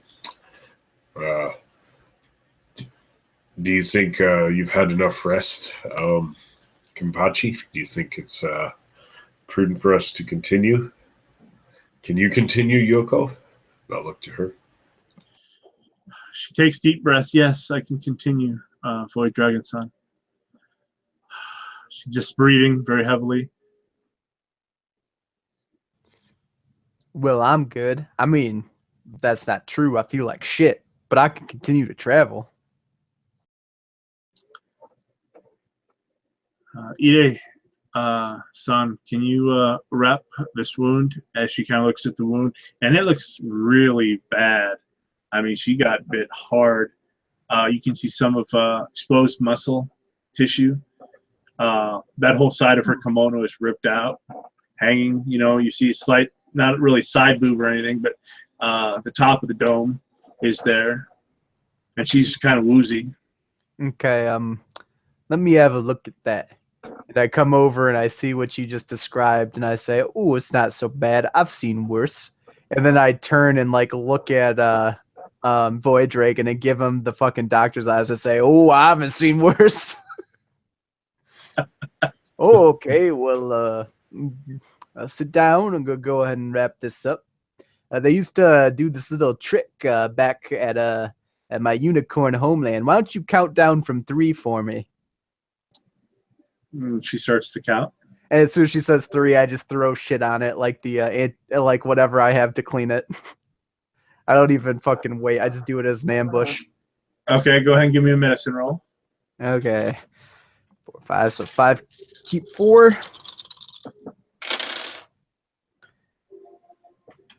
1 explosion.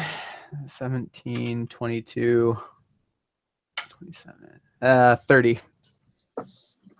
That's what you needed to wrap it. So you're able to wrap it. You know, you cleanse it with some of your water, and you get her taken care of what you can do here. Not much. Just wipe it, cleanse the wound, rewrap it. But she seems to be better, a little better. Thank you. Domo, shall we continue? She takes a deep breath. Otaku gives you kind of dagger eyes for a moment when she thinks nobody's watching, because she has not slept at all, but I am good to go, Lord. I'll walk over to Otaku and get pretty close so it's only her and I, like sidebar.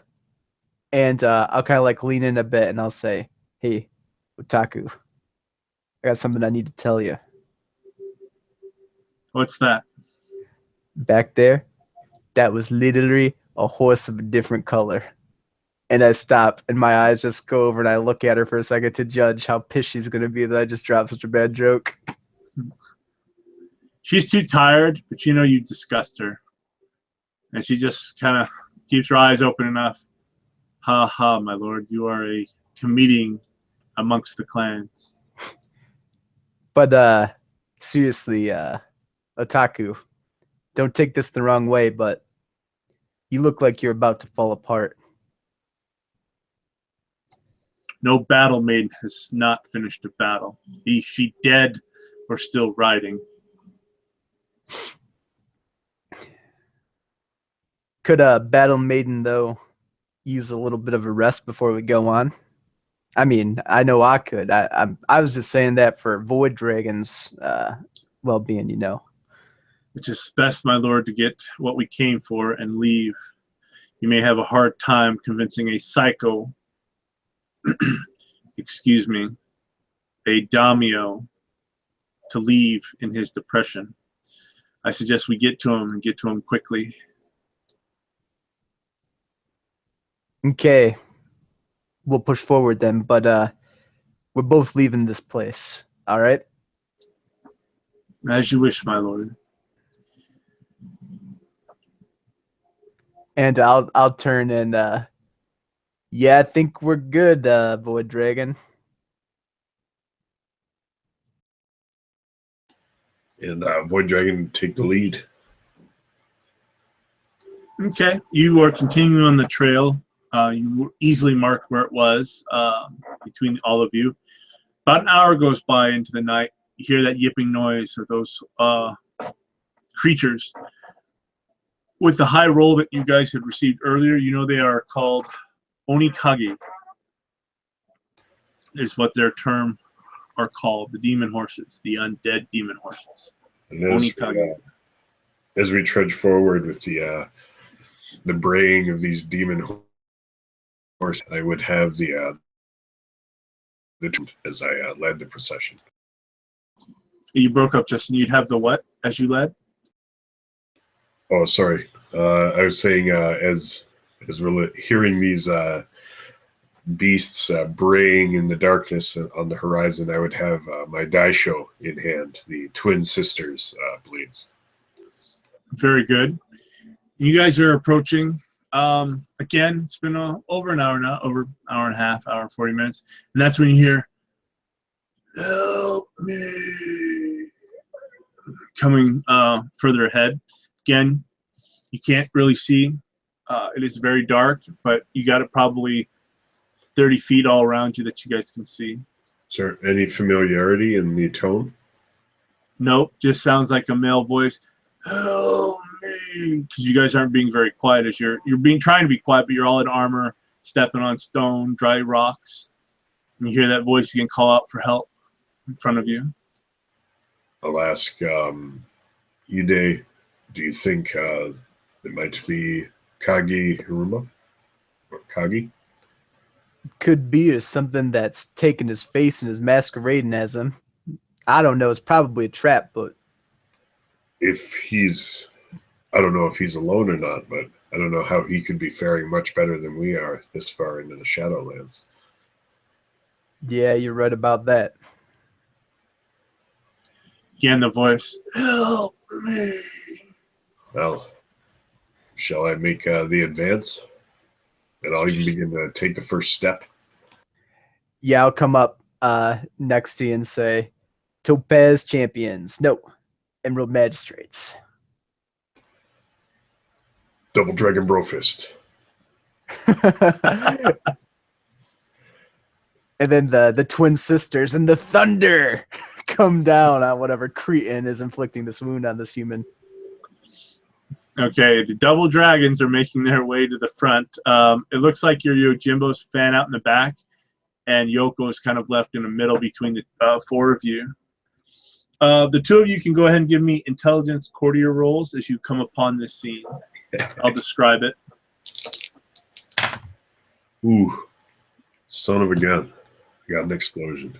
And a die. Oh, it exploded again. Holy shit. A triple explosion and an 8. Wow. What's your total, Void Dragon? Let's see. 47. Shit, on a skill you don't use very often. Yeah, I don't oh, no, it couldn't explode because I don't have training in courtier. My bad. So it's 10? actually 19. But great rolling. I'm glad you continued. That was funny. What'd you get there, Ide? Mine was a 31. Okay.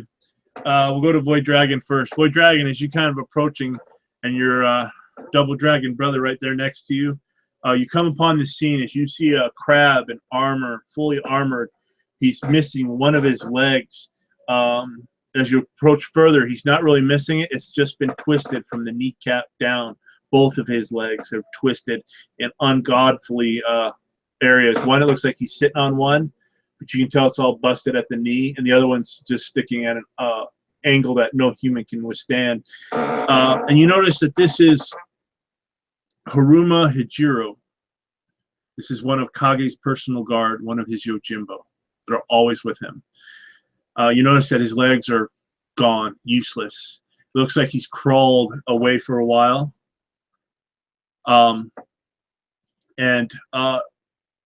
Upon seeing you, he's like, "Help me!" He's missing an arm that's probably been gnawed off. You hear the snickering sounds coming off from the distance of those Onikage. Back, demon! Again, as you're coming from the dark in your Mempo and your dragon helm. And his one good arm, he reaches for a Tetsubo that's out to the distance that he can't reach. His fingers digging into the dirt, trying to drag himself closer to it, but he can't reach it as you reach him. Does he have a wakizashi on his belt or sash? Yes, he does. It looks like he has a wakizashi on his belt. It looks like he's got a Tetsubo, and it looks like he also has a axe. I'd approach him, and I'd try to guide his hand to his wakizashi, not to the Tetsubo. Back, demon! I will not let you have him. And he just reserves his energy as he just madly reaching for his Tetsubo. And as you kind of move his hand towards, grabs onto your sword. And he's just holding on to it. And you see the blood trickling off in his hand. His one good hand reaches down. Oh, that's what you see, Void Dragon. On to the 30 plus. Kampachi, walk onto this. You see, again, you kind of noticed it, and you didn't from the angle you were, and you kind of get closer now. Void Dragon is moving it over, and the guy's holding it. That's when the guy's Mempo kind of falls, and you see it as Haruma Hojiro, personal Yojimbo to Kage. And you know that you've talked to him within the castle a few times. He was also at the dance of your cousin when Kage made that statement. And you've kind of talked to him, not very closely or personally, just, hello, how are you? The weather's nice, and walked on. That is what you get with your courtier roll. And you see what you see. So you guys can go ahead and respond. Void Dragon has done his thing. What would you like to do, Ide? I'll approach and I'll say, "Hold your weapon, Crab Clan. We're Emerald Magistrates. Don't you recognize us? Look, Topaz Champions." As you guys both realize now, his face is covered in blood, kind of into his eyes, and he's trying to open them. And he recognizes your voice now that you've spoken. It says, "Thank the fortunes. Did Hida-sama send you?" Oh. More or less. We were sent to bring Kage back. A look of gratitude comes upon his face, and he's looking in both your directions because he senses Void Dragon and he hears your voice. And my lord Kage, Kage-sama, is terrible in his grief. And his eyes kind of roll back in his head, but you can't really tell with all the blood in his face. His head rolls back a little bit. The strength of his fury is admirable, but none would expect even the greatest samurai to defeat the Dark Brother himself to avenge his love. Oh, man. I fear that it is just what Kage-sama intends to do. They left me for dead in this bog. Kage-sama barely slowed in his steps. I do not believe he will return to the land of our ancestors. until he has faced down the Forgotten One at the festering pit itself. And you notice his eyes kind of roll in his head. You notice that he's just almost there, and then his veins stick out of his neck. And I do not believe he would sadden were this his death. And he kind of just, he's still conscious. We are going to get Kaga, and we are going to bring him back. You have my word on that.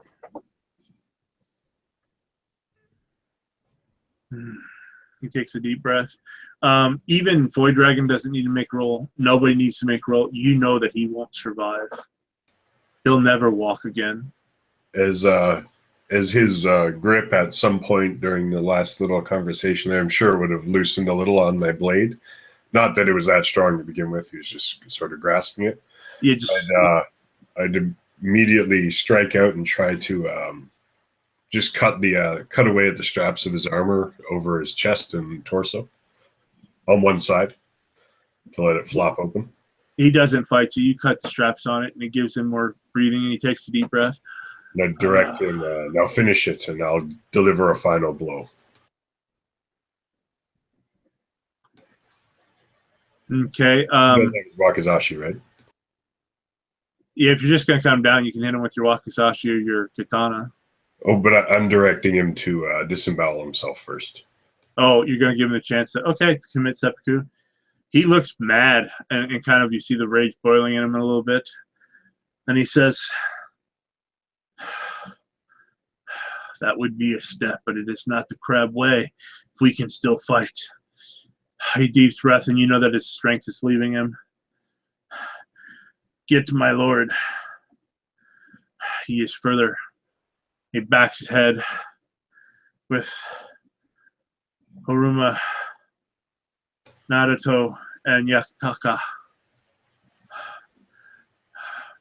I would nod.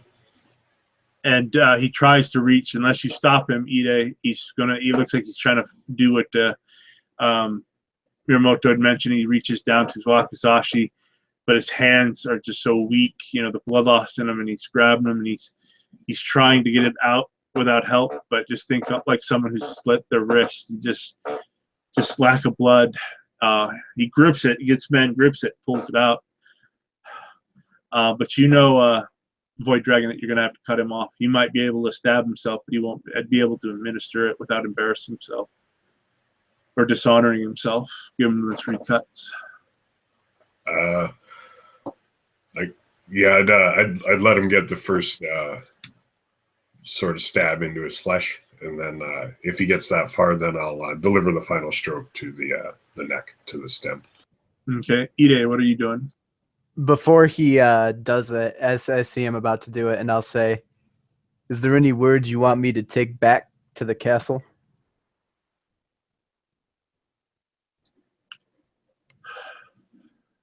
Just bring my Gashio to my lord once he is right in the head. Bring it to my family. And that's when he'll stab himself in the gut. And then you take his head, Void Dragon. You know that he can't finish it. It is so.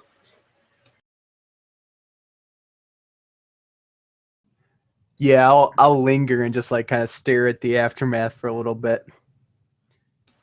Damn it. I'll roll up his daisho and tuck it away. And I'll start shaking my head. This messed up, Void Dragon. This is all messed up. We shouldn't have to kill a man like that. But we can't leave him. We can't take him with us. Oh,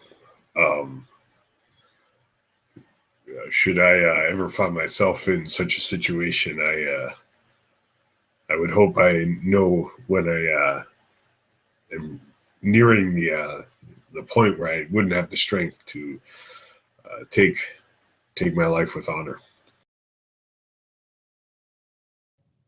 Don't speak that way, Void Dragon. You get to that point, I'll grab you in my hand, I'll drag you 1,000 miles by myself. You count on it.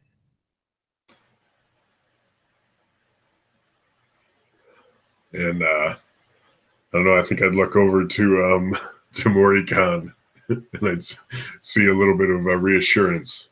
Me and Tamori, we got each, and we'd kill each other. Hey, don't you look to your boy. I'm saving you. That's the way it's gonna be. I'm sorry. You're living, boy dragon. I'll turn it. I'll pull my collar. You're living. You see Tamori Khan kind of just slight bow as he looks at you. Void Dragon, you also know Otaku, just kind of gives a snip snip. I'll end him for you as he looks at Kampachi. She'll end me for him. No, she won't let it drag on for you. You're dead. She'll kill you. Well, that son of a bitch. Let it not be said that the unicorn are not compassionate. Yoko is just sitting there kind of breathing. She's really winded.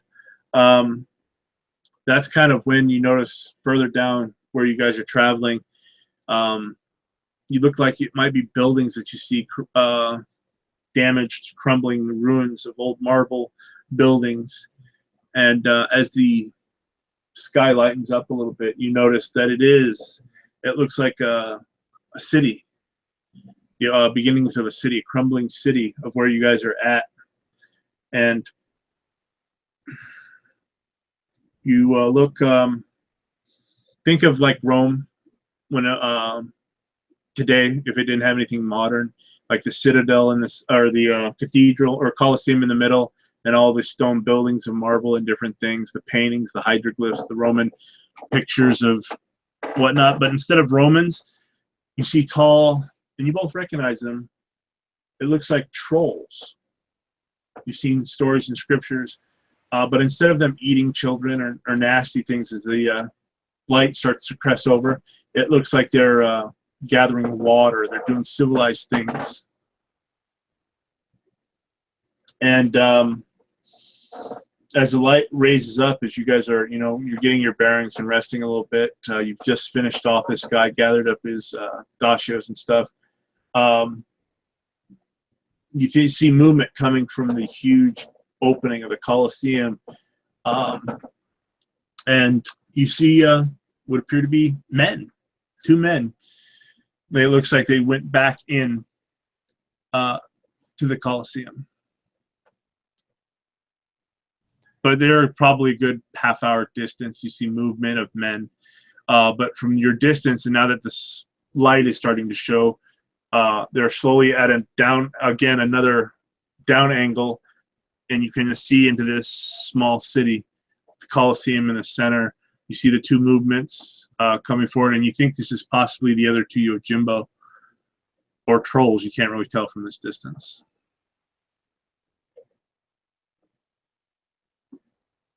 Looks like that's our invitation.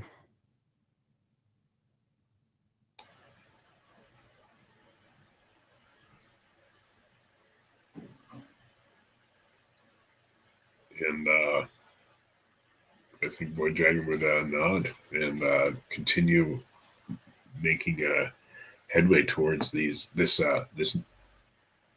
newly presented cityscape.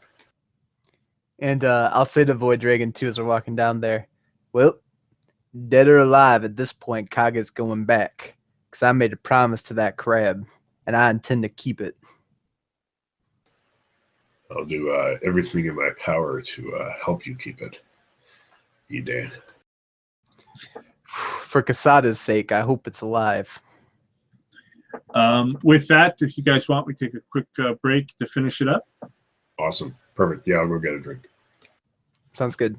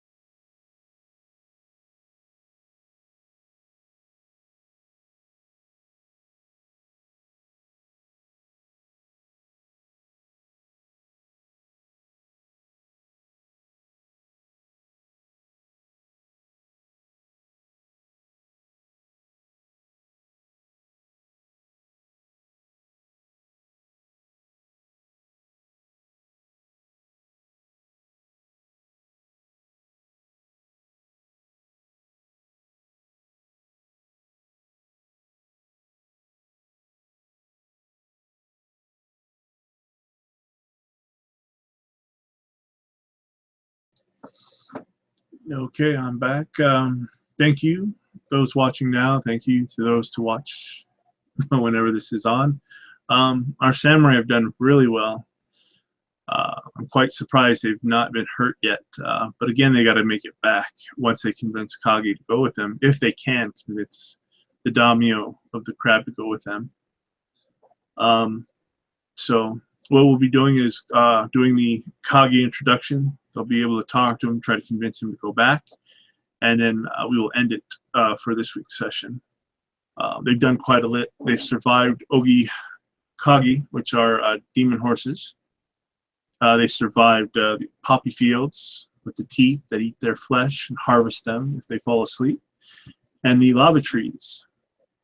It's a lot to take in, and only Yoko has been affected or damaged, along with the Yojimbos, but not as bad as Yoko. We'll wait for our party to return, and then we'll finish it up.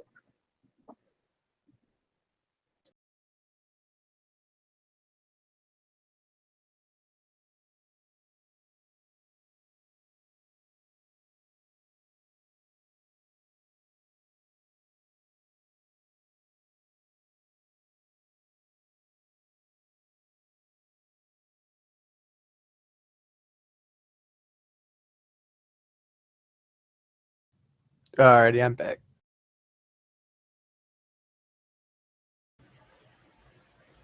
I'm here as well. Welcome back, gentlemen. We'll just jump right into it. You guys have made it to the base. Again, you've made yourself through this marble city of ruins, but you've made it to the Colosseum entrance. You're about, I would say, a good 30 yards before you are stopped and hailed.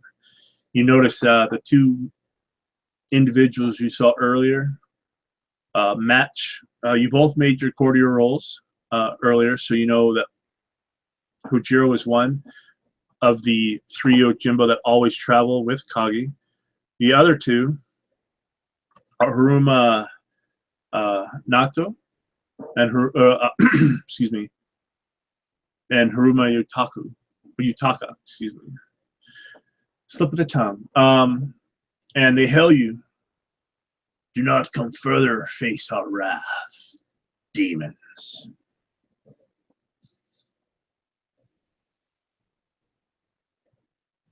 Emerald Magistrate's been called worse. Emerald Magistrates here in the Shadowlands. I think you try to disguise yourself, demons. What brings you, Emerald Magistrates, to this far? What brings you to Toshi no Kijo? You can give me a knowledge history, you two, if you want to identify what Toshi no Kijo is. Is that a lore? Yes. A history lore. 16 for Void Dragon, if you overheard that. Ooh, no, I misfired that one. That one's bad. What'd you get? Let's see, 2, 3, 3, 4. So 12. Okay. On this one, Void Dragon, you've heard in your studies with the Sekenja and different things, and you think you picked up a book. You think that this is possibly an old troll civilization during the times of Enlightenment. Other than that, you can't really pick what happened here. Just you've heard the name before. So I wouldn't bother mentioning that. Seems fairly like mundane knowledge, but I'll just I'll keep that in mind that we seem to be on a troll encampment. I would add I think I do still have my blades in hand, but I'd be more inclined to allow Kenpachi to do the talking. He might even be a step or two ahead of me. Okay. Again, we ask, what are Emerald Magistrates doing in the lands of Shadow? Are you here to sacrifice yourself to the pit of Fulin? No, we're here on magistrate business to bring Kage back.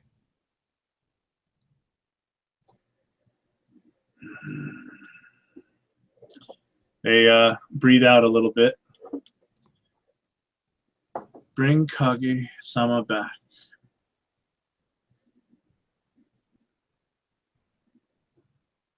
Go ahead.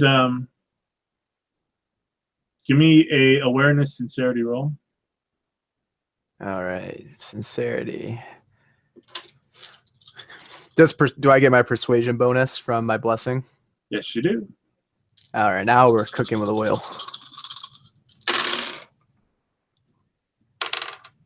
So 33. That's good enough. Well, one of them got. I think they're here to help. Yata, are you here to help Kage-sama? Or are you here to arrest him under imperial law for some crime he committed? No, not here to arrest Kage. I'm here on Kasada's behalf. Yuta, Sada sent you.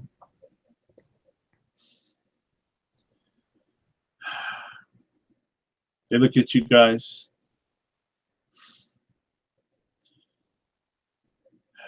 Emerald Magistrate Sama, hopefully you can do what we could not. Kage-sama is lost in his pain and will not leave further. Hopefully you, now he looks at Void Dragon and Miyamoto Sama, are able to convince him to return. That's when they step out. They are totally screwed. They've gotten handed to them. It looks like they wade through World War III by themselves. But they are carrying, one's carrying his Tetsubo, the other one is carrying a Daisuchi, huge axe. They've got their dashios on their side, armor torn up. Looks like they face some bigger creatures than what you've faced yet. Come, come, speak with our Lord. Hopefully you can convince him to leave. Yes, we will come. You guys enter. Again, it's dark, and it looks like you guys are in, think of the waiting chamber of gladiators before they head out to the arena. And this would probably hold 50 or 60 people.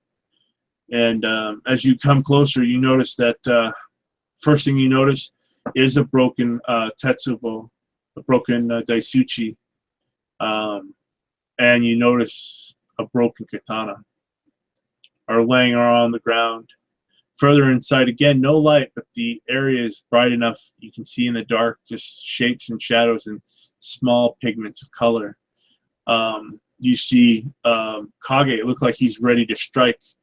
I would say you're coming together, one of you, as you guys walk together, being escorted by the guard. Would we have a moment? Could I say something to him before we're within earshot of Kage, to Void Dragon? You can. I would say, Void Dragon, I don't think Kage is going to be very receptive to what I have to say to him. I've seen the way he looked at me back there when Kasada dealt out his judgment, but I think he has some kind of respect for you, how you dealt with the toad. Sorry, it cut out for me right at where you said he gave you the look or something, and then back in Kasada's chamber when Kasada gave judgment, he gave me a look like he didn't like me too much. I don't think he's going to want to hear what I have to say, but the gist I got from how he looked at you and kind of the air about him was that he respected the way you dealt with that toad that had defiled his daughter and my cousin, or his future wife and my cousin. Very well. I can see if I can make any headway myself, but to maybe remind him of my presence then, I'll keep these blades in hand now as I deal with them. And I would also, broken katana we saw. Is there a myriad of broken katanas everywhere, or this one just is in the gravel as we're walking over?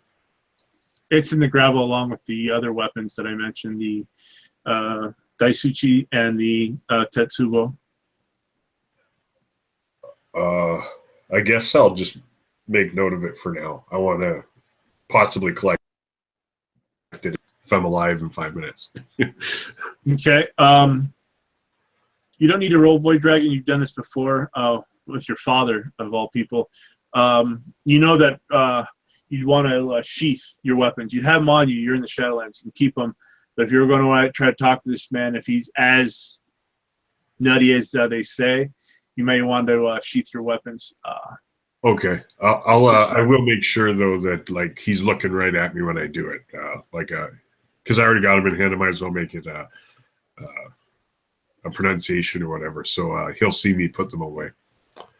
Very good, and that's when we'll start up the thing where it looks like he was going to attack again. You notice it's pretty dark, and you see shadows, shapes, and some pigment as they get closer. And he kind of back sees you put yours away. A little bit of recognition comes to his eyes, and he pulls back his blades. Again, he's got a katana in one hand, and he just pulls it back, sees you sheath, he'll sheath his. Why do you bring these men before me? He's looking at you, Void Dragon, but you know he's addressing his two guards. Then I'll just stand there, and as he's looking at me, speaking more to his guards, though, I'll also shift my daisho and sash so that now my blades are on opposing sides, so that I'm also not in the most optimum position to draw. And I'll let his Yojimbo respond as they would. I, by the way, will stay in the optimal position to draw.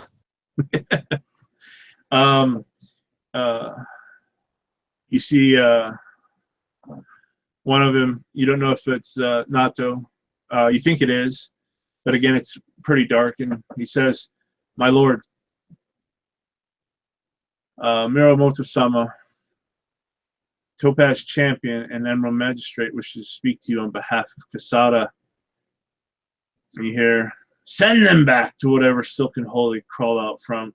And that's when you see Kaga kind of sit down on his rump, back against one of the walls and kind of staring at you. So I'll take the initiative there. Back we shall go, Kagi, but you will be with us. You are our motive for transgressing these Shadowlands. For what purpose would I return, Void Dragon son? To lie in a bed like a cripple and make sun after sun descend into the embrace of the Dark One? To be given like a stallion to any more of Kasada's wishes to breed?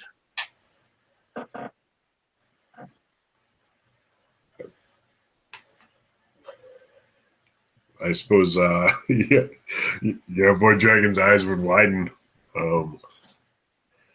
And he say, not all of that sounds incredibly unwanted. He just looks at you. What? That is not my future. I am not some stud. And he looks at the unicorn mare. Did you speak of stallion? Did you speak of a dark one? Fulin, the dark Karmi, and his brethren.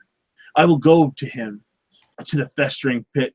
I will challenge him. I will stay here in his lands and bring sorrow and pain to him, as he has brought it upon me.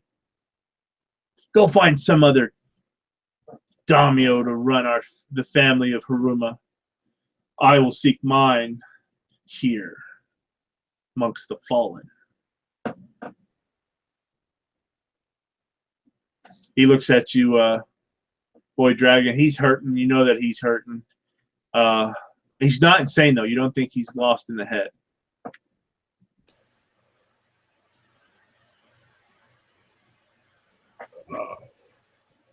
You can be told, Kagi, your endeavors sound fine enough to me, but it is not by the law of the land.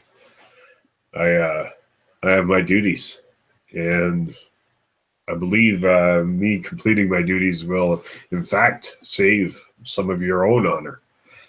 and I must see them through.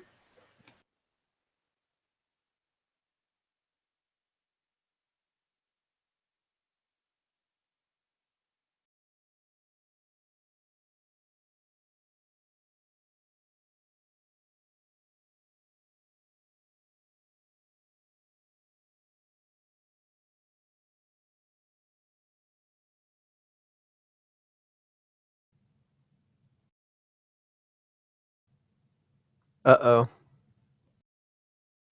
You still there, Clay?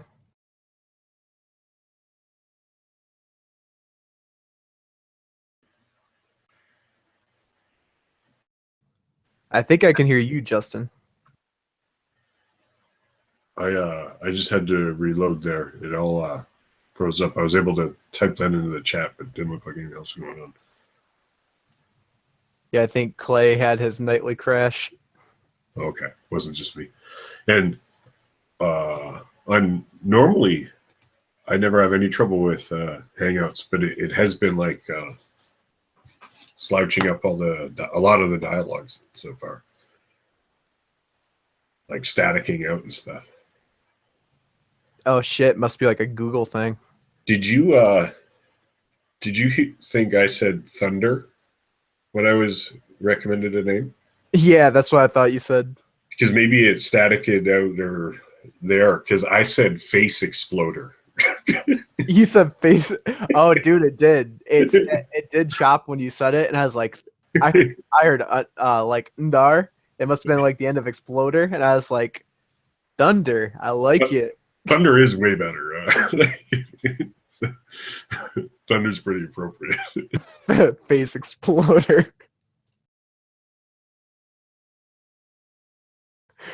Oh my gosh, that's funny.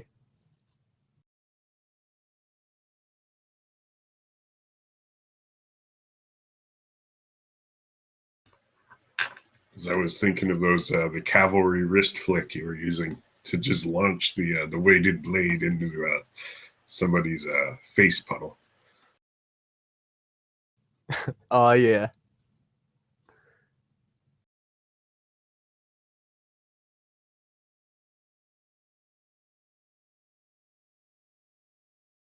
I'd be lying if I didn't think for half a second how cool it would be for me to have one of those Shadowland horses as a mount.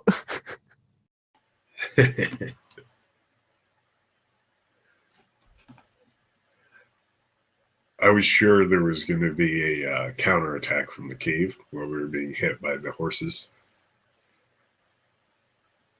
Yeah, I definitely didn't want to fucking see what was in that thing. That had trap written all over it.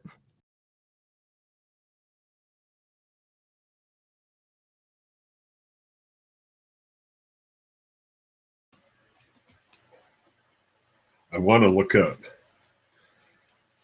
troll in the book because I can't remember how they look in particular. I don't want to actually gaze at the their stats or anything. Sorry about that, gentlemen. My internet cut off. Cool. So, I can't remember the last thing I said. You actually were reaching to him. You got through to him, and he turned to Ide and said, "What of you, horse? What do you have to say? What does the unicorn have to say to me?" And that's when I said, Ide, you know you've been insulted. Well, Kage, you seem to be in your right mind, so I'm going to take that as a direct insult to me. I think it's time you go back to the castle. I think it's time you think of other people and stop acting selfish and drowning yourself in sorrows.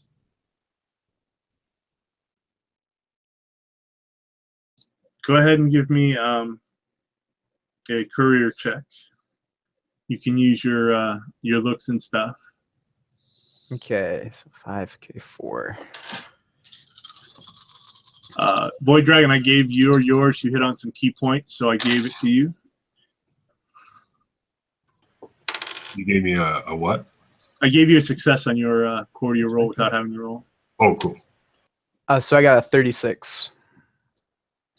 You make it, and you see a little bit of shame in Kagi's eyes as you say what you say. Maybe you're right. Ide-san, maybe you're right. I have been wallowing in my own selfishness and let my clan, or let my family down.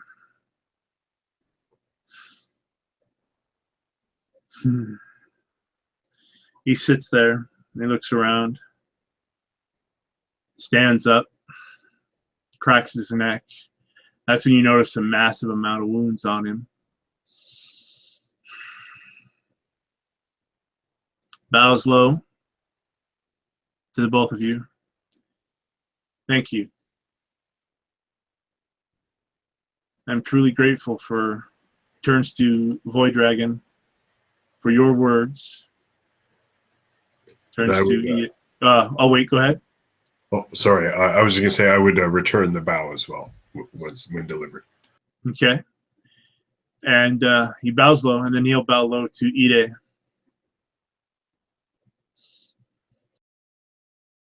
Yeah, Ide will return the bow.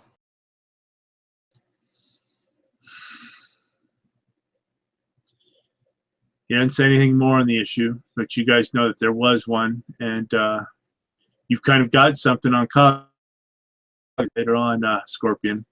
Oh, excuse me, Unicorn. But you got something for him. And he turns and says,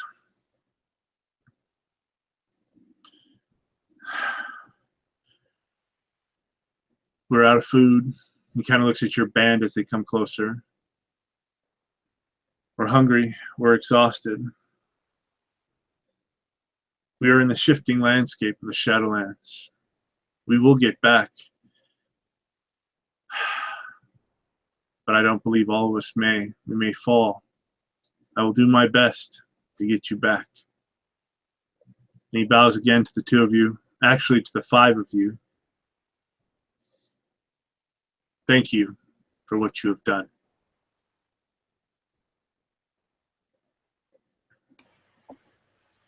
And I would do an ultimate bow as well for with fist and palm. Yeah, I'll give him another bow. Very good. And that's when you hear him, he goes, yo! And he starts to hustle out. You see his two Yojimbo hustle out with him. Do you folks follow? On the double. Absolutely. Okay. An hour goes by, and Kage seems to know where he's going. And as you guys are traveling, he's taking you through. You kind of on an open area. Think of the picture that you see before you. That is what you see as you kind of returning back. You see that watery lake, or excuse me, river running. You see the cliff sides of it, the reeds with around the water. And that's when you hear doo-doo, doo-doo coming from the distance. Go ahead, the two of you. Go ahead and give me perception heraldry checks. I will give the unicorn a free raise. 10 for the dragon. I'm going to use my last void to become trained in heraldry. Okay. Okay. And you said I get a free raise? Yep. 12, 18. So it'd be 31 with the free raise. Okay. You guys are coming. You guys are coming. You see, you guys are ahead of your party. I imagine your same marching order as how you have been, with Yoko in the middle, your Jimbos in the back, with you guys running pretty close to Kage and his group. Sounds good. Void Dragon, you really don't recognize it. You think it's some kind of horn. But Ide, you recognize it. Kage recognizes it. And your eyes kind of lock over.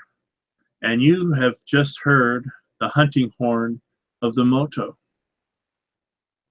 And as you kind of crest the hill, you see Kage throw himself down, just a rise of the hill, throw himself down upon hearing this. What do? His guys throw themselves down as well. Follow suit for sure. Okay. The rest of you are kind of back, except for you, Void Dragon. What are you going to do? Hearing that horn, And I see Ide like jump to the ground. You do. I'd see him do that, but I'd look around searching for the source of the horn noise. I go, psst, get down, it's the moto. I suppose I cock my head and shrug. Even Kaga will say, "Get down, Void Dragon," before they see you. Hide? From this, yes. And you notice Kage, his face loses all flexibility, and he turns to his crab. He does tell you that, and he does say yes to get down. He nods. He turns to his crab. He nods, and you see these high-level Bushy start to backtrack a little bit and roll a little bit until they get back on their hands and knees, stand up, and it looks like they're starting to move quickly. You notice that they are running. That's when you look over. Ide, you're looking at this from your down position. Void Dragon, you see it as well. About half a mile away, you see Sashimonos. Those are, think of flags that kind of tie up behind you, poles with your flag of your clan or your emblem of your family, your clan, or your school. And you see a purple flag with a red chrysanthemum in the banner. You've already made your roll. The both of you will get this. This is a scouting party for a much larger army. These are the Moto, the Dark Moto. And what you see... oh, damn, wrong one. Sorry, hang on 1 second. What you see is this. Riding on Onikage for the Dark Moto.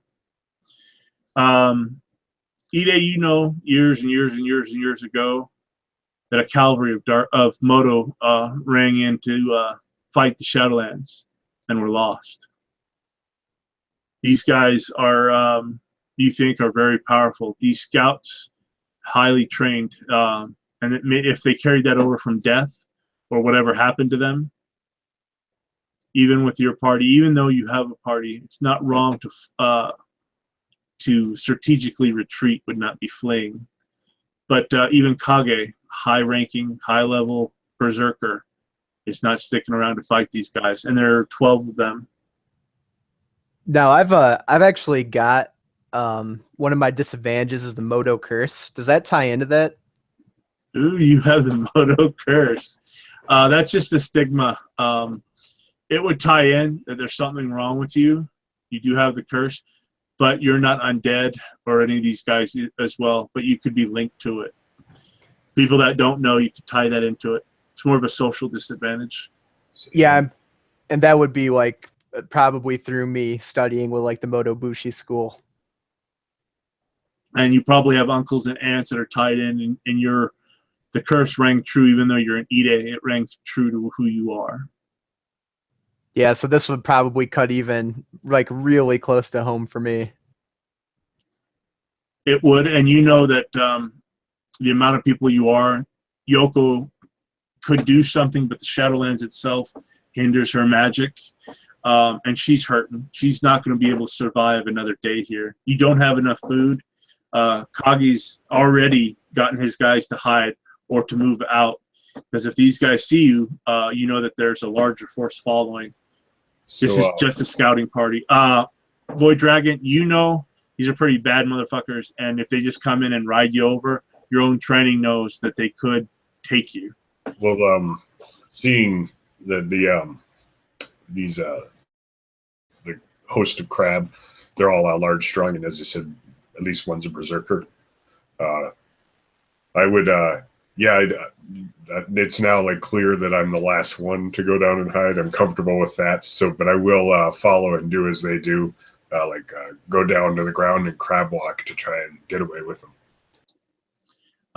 As you guys approach, you're kind of huddling with Kage. He hasn't totally left. He just got where these guys couldn't see. He turns to you, turns to all of you and says, "This is going to test your mettle. To leave an enemy is not a bad thing. This is not Rukagani. Once you cross the wall, you're in their realm. They're like dogs. Those creatures can sense your life force, your honor, some of them, and use it against you. It's not wrong to flee, not wrong to hide from some of them. I believe that this is a scouting party of a much larger army that is going to invade the wall. Normally, a greater Oni would lead them. He takes a deep breath and says, it has to be a great Oni. Only one of them can control the Dark Moto, can control this cavalry. And there are hundreds of Moto, if this is the case. He almost looks defeated and excited at the same time. Well, it seems, Kage, that we have renewed purpose then. Hi, we do. Fighting them is useless. That horn has alerted the main army to where they're at and where they're going to be going. They kind of are like, think of a farmer. Think of an Etta doing the fields, and as he takes his sickle and cleans the field from right to left, the Moto do that same thing. They're clearing an area from right to left so that their army can approach. We must get back to the castle and warn Kasada.